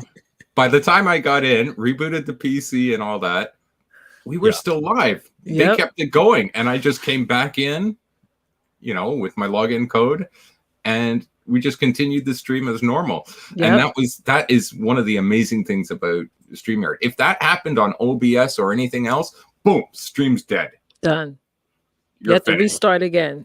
Yep, you are pooched. But the fact that it kept it going because the other people were there was fantastic. You know, and here's the thing: when people say like, hey, how do you communicate? Like, I always have a couple of things. So for example, I always have my smartphone with me. So I'm not over, as you can see, I'm not over here like texting while I'm doing this. But if I do have an issue or something like that, I'll reach out to like Leticia. If I'm like, hey, I can't get something's going on with my computer, or I expect it, like, let's say all of a sudden it's going great. And then all of a sudden, like, I just like, I get that feeling like, okay, something's about to restart here. Hopefully it doesn't do that, by the way, while I'm doing this. Windows update in the background. Update time.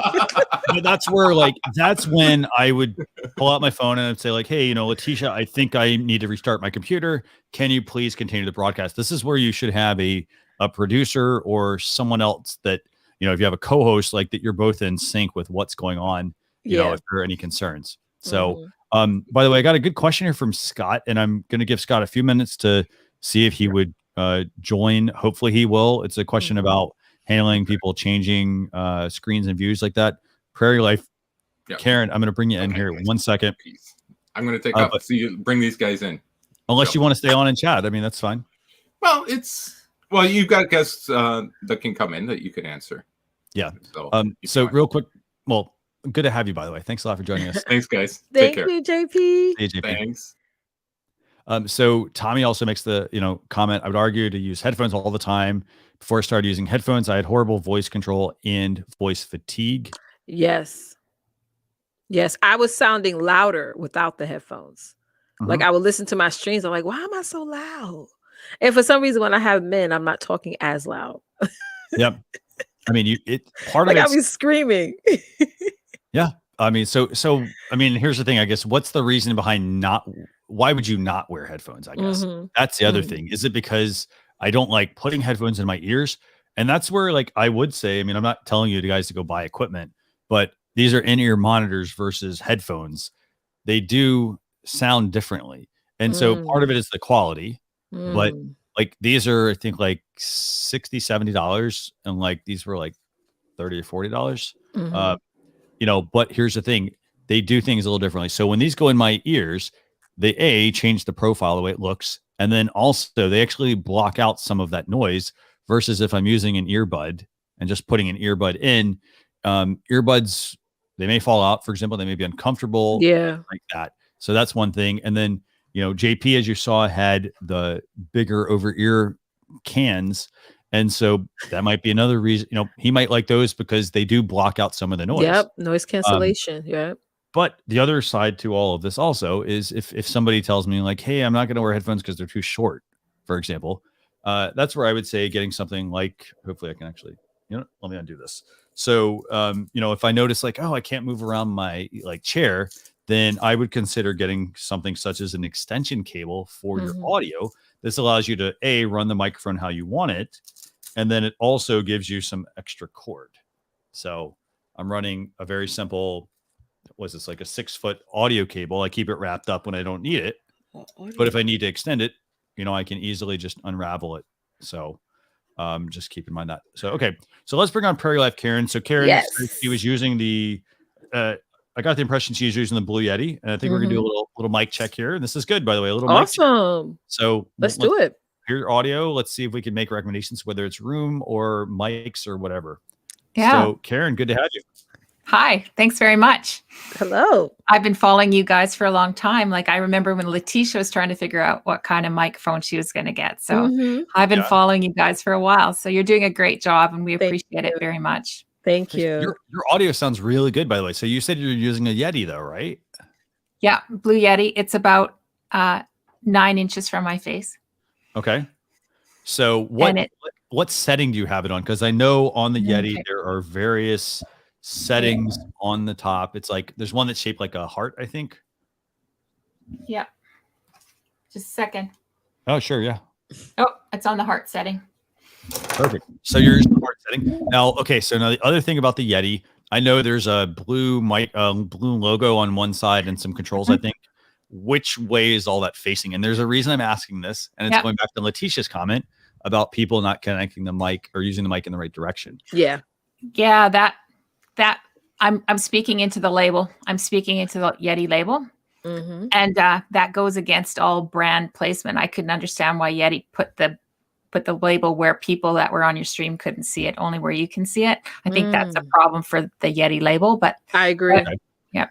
So so if you're using a Blue Yeti, and by the way, Tommy also says your Yeti is dialed in better than most he's heard. Oh, so, thanks. So a couple of things. So, okay. So if you're going to position it, you put the label towards you, right? Right. So the label's towards you. Okay, great. Now so you've got the bean setting or the heart. Okay, great. And then you have headphones plugged into the Yeti or no? No, they're just plugged in. So I have an iMac. Okay, perfect. And I also have the settings adjusted on my iMac in preferences. Okay, and so I have it dialed way down in preferences. Okay, so if you go into system preferences and you go into, I think it's sound. Sound, yeah. Okay, so you go into sound. Okay, great. And then what else? What else? And so then I have it. So of course my input mic is the Yeti I've selected, and then I've got it dialed way down. Like it's probably only 25%. Okay. There. And then I use the volume button on the Yeti to adjust that. So that's because I'm freestyling. I was really eager to come on and hear what you had to say about my Yeti, because really freestyling with it in terms of I was trying to figure out, because I'm trying to do a voiceover on some videos, and so I wanted to dial this Yeti in so it would work really well. And so when you guys said, "Hey, we'll test out your microphones," I was like, this is the perfect serendipity moment for me. So thank you very much. This is good, 'cause I want everyone who's watching to like take something away. Like in this case, like your Yeti sounds great. The other thing that really stands out to me is there's no background noise. I mean, it's like super quiet. It doesn't sound like you're in a room with like tile, for example, where the sound's bouncing all over the place. So that makes it easy to then listen to you. Like, so for example, if you're doing voiceover work, great for that. If you're going to be doing an interview with somebody, sounds fantastic. So yeah, that's really interesting because this room does have tile. It has porcelain tile floor.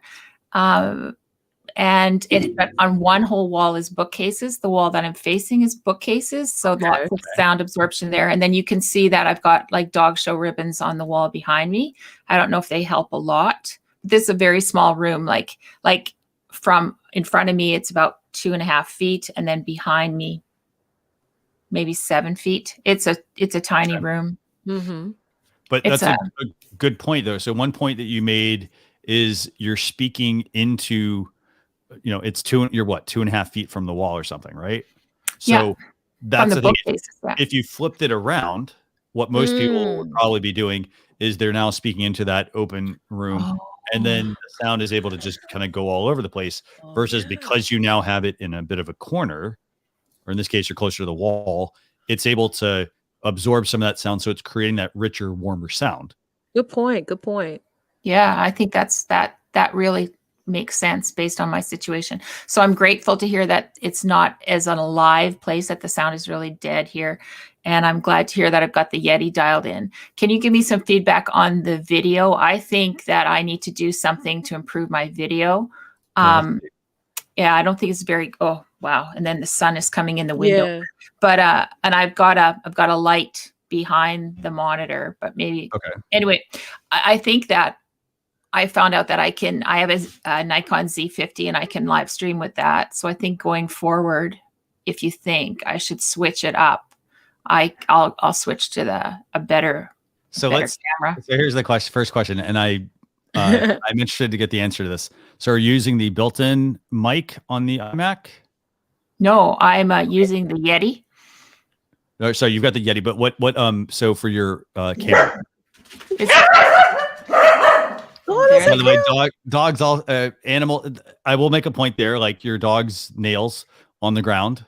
So like that they are picking that up. So that's one thing, like where to that same point, like one other acoustic thing you could probably do would be if you put like a rug or a carpet down, is also like, because then that would also manage. I mean, I'm just offering advice. It would be the dogs, for example, moving around. What about the mic? Or sorry, what about the camera? It's just the built-in iMac camera, and I don't feel like it's got enough clarity. I've already tested with the Z50, so I think I'm just gonna. If you think that's where I should go next, then I think I will. I think the Z50 is a good option. I mean, the other option you have is if you have a smartphone, you can also use a smartphone as a webcam, and that's the smartphone cameras are fantastic. Yeah. So and then either option. How do I connect? Wow, that really picks up the light. How do I connect my smartphone? I still want to run off the iMac. You should be able to just connect it directly to the. So one of the tools we recommend is it's called Camo by Reincubate. Let me get the link to that actually for everyone. So I would recommend something like that. And I think that one, I'm trying to remember if that one's yeah, you install software on the computer and then your phone has an app and they sync up. Oh, good. And so then that will allow you to use your camera, and the like latency and everything like that is, I mean, it's good. So, okay, good. I'll drop a link to that one in the comments, but that's really good. I think overall, like if you switch that, I think like, yeah, it would change your, it would change the picture quality, but I will say the picture quality looks good to me right now, considering you have a built-in webcam that you're using. Yeah. And a lot of people, when they use the webcams, like they don't look very good. And I think that's because there's not enough light. I think in your case, you've got a lot of light, which is good. Okay, good. That's really good feedback. So I have a question about StreamYard. Sure. And so I've done this, I've only done it once. And I told my guests, oh my God, we have to bail. And I bailed and then I restarted. And so then of course I had advertised the live stream on YouTube, right. And promoted it. And so I had a problem, but people seemed to find me again. So within 5 or 6 minutes, the comments were falling. But what I did was when I logged onto the stream, when I went live, I didn't click public. And so I couldn't read comments. There were no comments because it wasn't public. Do you know what I mean?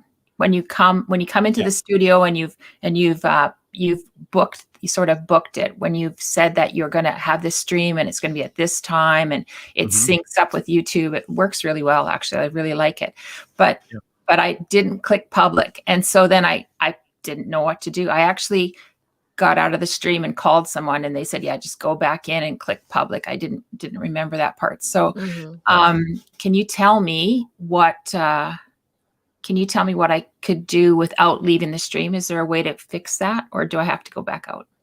So, so one thing you can do is you can add destinations. So this works during so like if you've started it, for example, all you need to do is go into the destination in your broadcast. So you go into the broadcast and then click the pencil icon that's at the top, and there's going to be all your destinations. They're not going to be active, obviously. All you have to do is turn them on. Okay. So that's first thing. Now, the second thing also to keep in mind is... just a minute. Does that be the same YouTube link then? If people had joined me using one YouTube link, would it... well, where were you broadcasting at? Oh, hold on. So let's take a step back, I guess. So if you didn't have any destinations connected, you can add them while you're going. Like, does that make sense? So Yeah, like if you've already, say you went on Facebook and you're like, oh, I forgot to put YouTube up, Mhm. you can go add the YouTube destination and then start that there. Mhm. So that would be first side. Now, what's the other question you had then, I guess, in regards to that? Was it in regards to, were you looking to, was your video already out on YouTube, but you made it unlisted or something? Is that the question? No, let me start over. My process was I went in a week ahead Okay. and I scheduled the broadcast, Mhm. but I did not make it live, right? It's not live when you schedule it. So when And you set it up, you didn't select public. You selected like unlisted or private, correct? yeah, like it's So- not live. You have the, yeah. Yes. Did you do record only, or did you? So record only would be in the Streamyard dashboard. It'll just be you. You can hit record, and it will be directly there. No, I'll tell you the whole yeah. process. So I went in and I created the broadcast, Okay. but I did not choose public. I chose private, but it still went into my YouTube. And so then I went into YouTube under lives and I updated all the data. So this was a week ahead. So then Okay. I updated all the data. I added the thumbnail in YouTube. Mhm. I put all my keywords and everything, but it also wasn't, it was public there. No, public there because I wanted to advertise it, but the broadcast wasn't public. So then a week later, on the day of the event, went in an hour ahead of time. The Okay. guest joined me. We started to talk. We got ready to go. I went to broadcast. Do you want to click broadcast? And then if you're a brand new person, you need to know you need to click that twice. Right? Because you start talking and Yeah. let's go. And it's, you need to click it twice. Just Yeah. anybody that's brand new. So I was talking to my guest for 5 or 6 minutes. Things were going really well. And I thought there are absolutely no comments here. And I know there's people here. So I thought I did something wrong. So I bailed, went out, and then I actually restarted everything again. But Yeah, that happened to me one time. And I did the same thing like you. I hit private by accident. So on the top, like Christian said, there's an edit button. And when you click that, you could change it from private to public. Yeah. That happened to me one time a long time ago. Yeah. okay, so that's what my whole question is once I'm committed to this private thing and I'm live and I've been live for 5 or 6 minutes, can I then change it to public? Yeah. I mean, I set that up a long time ago. I believe that feature is still available now. Yeah, you should be able to go in and change that. And you should be able to do it. Like if it's on YouTube, you may have to go in and change the adjustment there, but it should adjust and make it public. That's excellent. Because, when there's no comments, then you freak out a little. Yeah, right? yeah, definitely. Especially if you already scheduled out in advance. I know that was something that Facebook was doing. They put this inside the StreamYard community where we will set up, we'll set up our lives in advance. Let's say we're doing on YouTube, Periscope, whatever. And then when we stream on Facebook, it will be put as private, but on everywhere else will be public. So we do have to remember to go in and make sure that Facebook didn't default us, because they'll do that sometimes where I don't know if it's when they update or whatever. You want to make sure that you're streaming, because my assistant was telling me, Coach, you're not on live on Facebook. I'm like, what? I'm live here on YouTube and Periscope. I got to be live on Facebook at the same time. And really, I had to go into edit and change it to public. It was set as private. That's a really good tip. Well, thank you. I think you guys answered all my questions. Anytime. Awesome. And just, the other thing also I would say is you can always test these as well, just to, I want to empower you to believe in yourself and like test this stuff as well. So always happy to answer questions, but I also want to make sure that, like if we're like, hey, you know what, like be a tinker, like tinker with like, you're not going to break anything. So like do an unlisted YouTube channel or unlisted video, for example, and then go back in and try and change it and see if it actually changes it for you, or if you want to, like, you can always message me and I'm happy to jump on a test and we can see. Me too. So thank you. Well, my big workaround right now is when I'm going in and I'm going into the studio for the live and preparing just moments before my guest gets there, and not to go in too fast. Yes. Go in slowly, make sure everything's checked off. Spelling errors are all like my thing is the spelling part. I'll go so fast and I misspell a word. Then I'll put the banner up. I'm like, oh shoot, I spelled that wrong. Yeah, it's a really good. If anybody's hesitant about using StreamYard, get on that free site. Get in there, build yourself some templates, and have at her. You can really have a lot of fun, and you can really connect with your community. That we've been able to build some really strong communities, and really grateful for the StreamYard software. Yes, same here. And thanks again for coming on to test your mic. I mean, I love that, and again, test it out. See if I noticed you have a lot of light coming in, by the way. So another cheap little trick is they sell these reflector panels. Yeah. And so, the car, so, you can put the sunshade up in your car window, right? Yeah. They're essentially like that, but they're just, they're round, they have small ones. Do it. So what I was going to say was if you happen to have some of those, let's say your light is coming in from which direction right now? The south. So so if you want to light the other side, this is where you could maybe put one of those panels up where it's out of shot and collect some of that light and have it light the other side of your face, for example. So that's a way to help fill the room with some light as well. And it's a very simple, it's literally it looks like it goes in your car window. They fold up usually into a little circle. You can unfurl them when you're ready. They have different, so there's ones that are gold. There's some that are white. There's some that are I think black. So various colors that can help direct the light. So that's a great idea. Thank you very much for your time. You're welcome. You're welcome. Valentine's Day, people. You as well. Thanks. Bye. That was awesome. That was really good. Yes. Pretty dogs too. Let me see. I've got one question here real quick from Steve. From Steve Reichens, and then we've got Darren, I think, has a question or comment, I guess. Yes. So let's do this. Let's bring Darren on real quick. Yep. And I'm going to answer Steve's question real quick here as well. So says I'm having echo issues using an 8 to many with Windows 10 laptop. Okay, so I have an 8 to many. So what kinds of questions or issues are you having specifically? Let me know. And we can just talk through that, if it's something specific. There's a lot of, I have my 8 to many running into my computer, and then I have my audio is separate through a mixer. So I'm not running the audio into the ATEM. So I'm running them separate, but again, I'm also just streaming them. So that's something to maybe consider. I don't know how you have it set up, but just to let me know. And if you don't get on before we end up ending the session, just feel free to direct message me and I'll help. But okay, so let's bring on Darren. Darren says he's got a question or he wants to leave a comment. Hold on 1 second, real quick before I bring Darren in. So Steve says he's trying to play YouTube's videos while streaming. Yeah. Ooh. So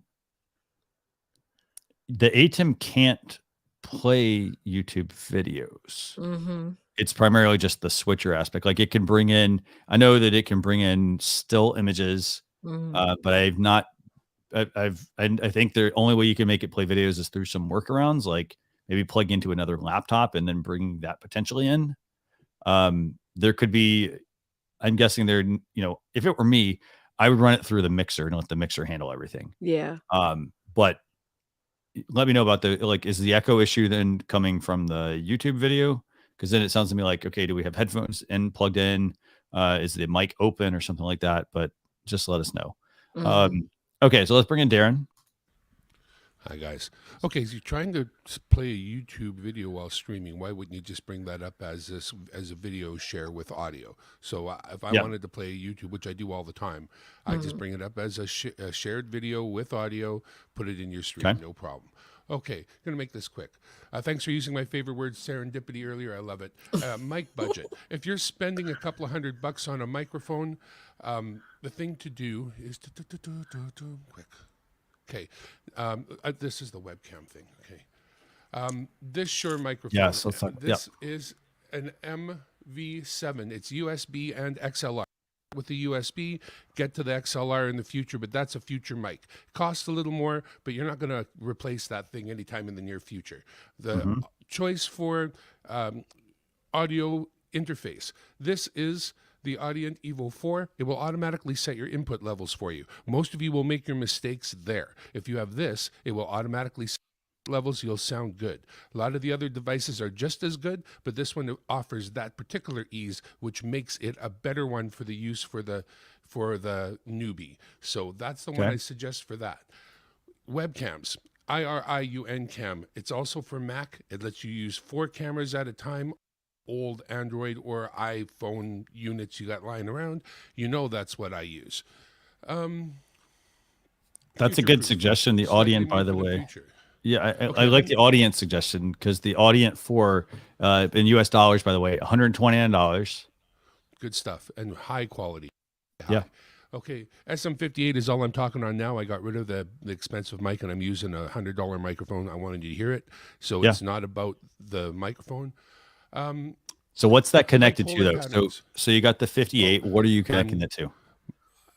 An audio interface. Now I would just say by the Evo, I have a Yamaha Steinberg 4-input piece of blah blah blah. And it's that thing. No matter what it is, basically, just get a decent one. You're good. Sorry. Polar patterns. Your microphones you're going to buy will either be omnidirectional, means they're going to pick up everywhere, or something called cardioid or supercardioid. That's the shape of the heart. It's going to pick up better in one direction specifically. That's what you want to lock out others. If you have the round pattern, you're going to pick up everything. That's called omnidirectional, and typical mics will only have 2 patterns. Some have a figure 8 pattern where they pick up in 2, but that's getting technical. Just use supercardioid or cardioid mics, point them straight at. Always talk into the label. That's just a microphone standard. It's too bad they didn't think about it, but talk into the label. Test rent at the music stores. Microphones rent for dollars a day, $15 or $20 a week, so you can try it out. Shotgun mics are very good for this. Revolving credit, no, or don't. It's up to you. But I'm cheap, remember that.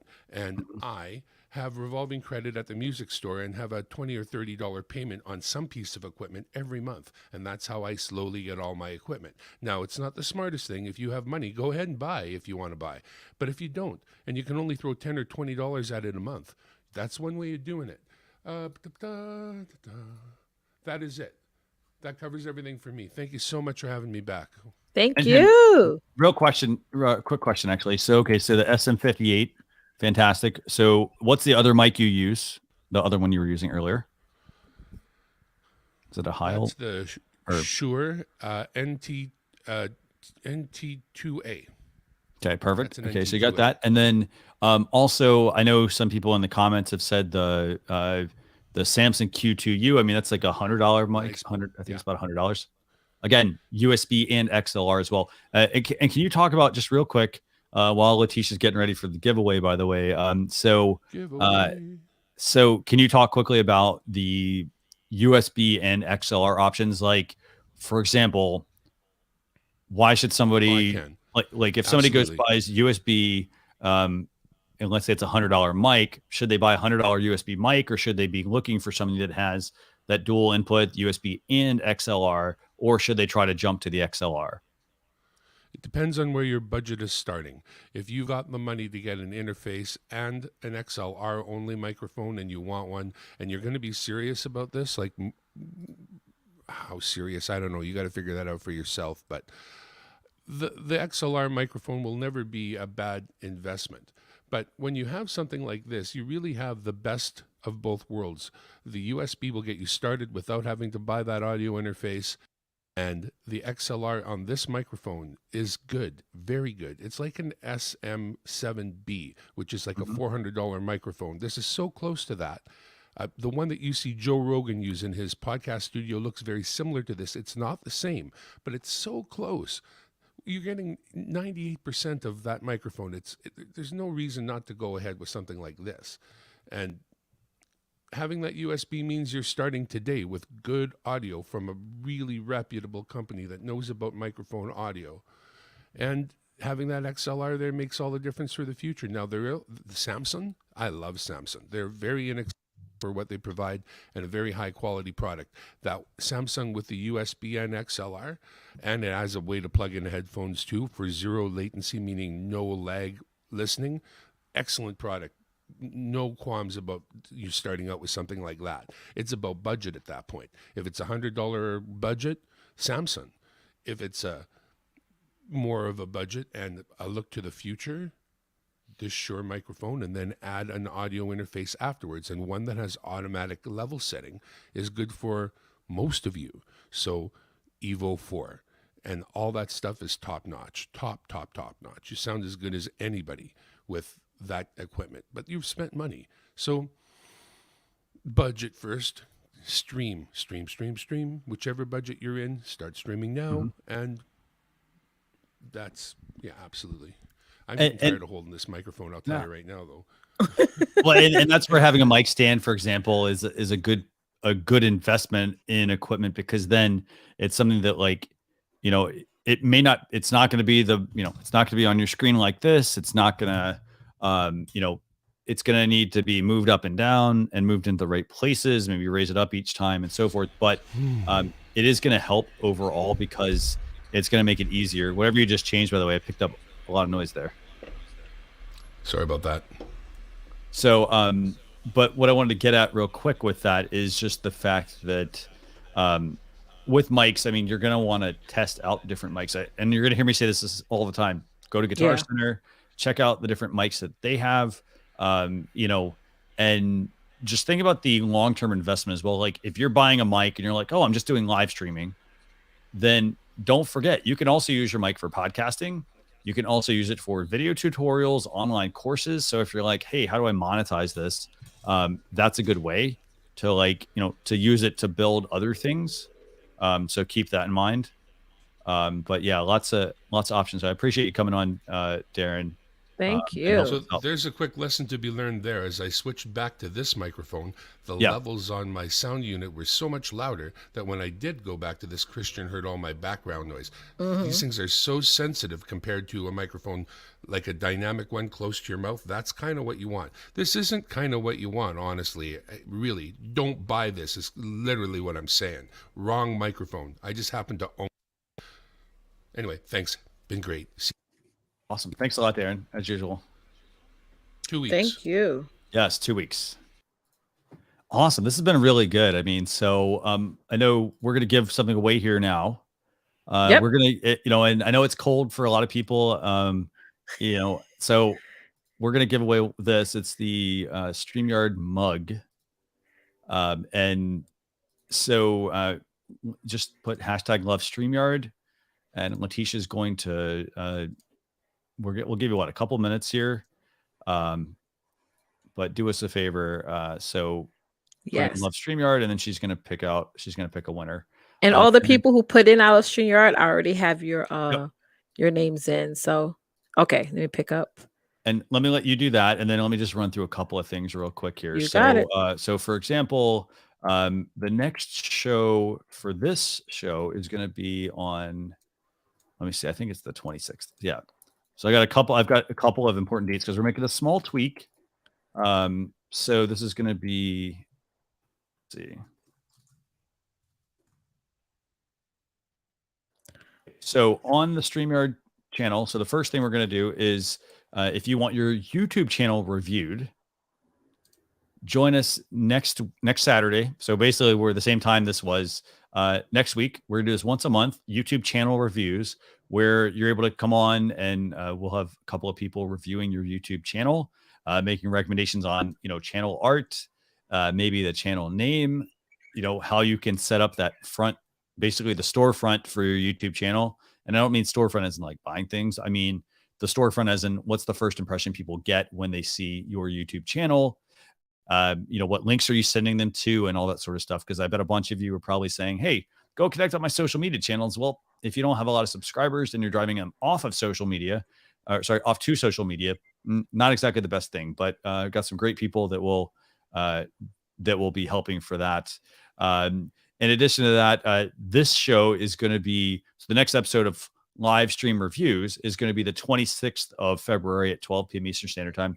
That's going to be in 2 weeks, and it's gonna be Leticia and myself as usual. And we want you to bring your questions. And I really liked what we did today, where we had Karen came on, for example, and she talked about, like, she shared her microphone, and we were able to sort of dissect that microphone while helping her improve that, learn more about her environment.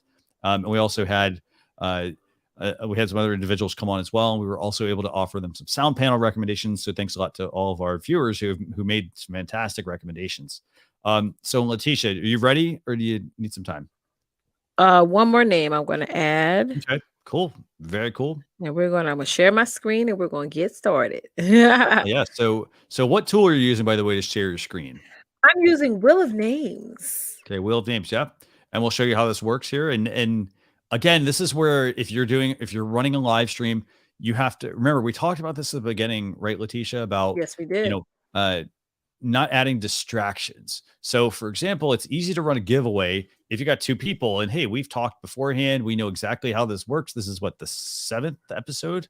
Yeah. Yep. So, we know all about that. So, but if you're just doing this yourself, adding a giveaway is another step you're going to have to figure out. So just keep that sort of thing in mind. But let's do this. Let's go ahead and share Leticia's screen here and let her do a Wheel of Names. Remember, the winner's going to get a StreamYard mug, and I'll have you private message me that information as well afterwards. All Whenever right. you're ready, Leticia. I can spin. Spinning now. Ooh. Wish I could zoom in on this. Hopefully it tells me who the winner is. Joey. Joey. Fantastic. Congratulations, Joey. So Joey, do me a favor, send me a private message. Send me a private message, and we'll get that shipped out to you. Woo! That was good. Awesome. This was good. Very good. Yes. And as you could see, that was super easy to do during a broadcast. I know we have a tool as well that we use at StreamYard. It's one that our co-founder built specifically. So we haven't quite figured out how you can package that up and put it into the product. We get the question all the time. We talk about it on the town hall a lot, but Joey, congratulations. Do me a favor, message me. We'll go get your StreamYard mug sent out to you. Yes. So what's that? Anything else you want to add, Leticia? I mean, this has been a fantastic show. This was an amazing show. Yeah, going back to what we said starting the show, distraction, or it is something that is going to be an addition. And again, that's a constant battle every day, trying to perfect your shows. But again, content, just like I think Joey mentioned this, I'm not sure. Content is king and sound is queen. If we live by those rules and then build on that, you're all good. Definitely. And Creative Lady, by the way, real quick, this was what? Wheel of Names, right, Leticia? Wheel of Names, yes. It's free to use. Perfect. Let me get the link to that real quick. So it's realofnames.com. Yep. You want to do that. Remember, you are going to have to enter the names manually. So if you have a producer, maybe you've got a teenager, somebody around your house, you want to have them maybe help you with your production. It's a great way to, also maybe invite them to help out. So this is what we use for the drawing. But I want to thank everybody for tuning in. Remember, join. If you want your YouTube channel review, join next Saturday, 12 p.m. Eastern Standard Time on youtube.com/StreamYard. And then in 2 weeks, so February 26th, be sure you join us again for another live stream reviews. And again, I want to encourage you to join us on the live stream. I mean, as you can see, it's a lot of fun. I mean, I enjoy helping people answering these questions that you have. So feel free to join us in 2 weeks, 12 p.m. Eastern Standard Time as well. But with that, I want to thank everyone for watching, and have a great weekend. Have a happy Valentine's Day, and keep live streaming. Thanks, everyone.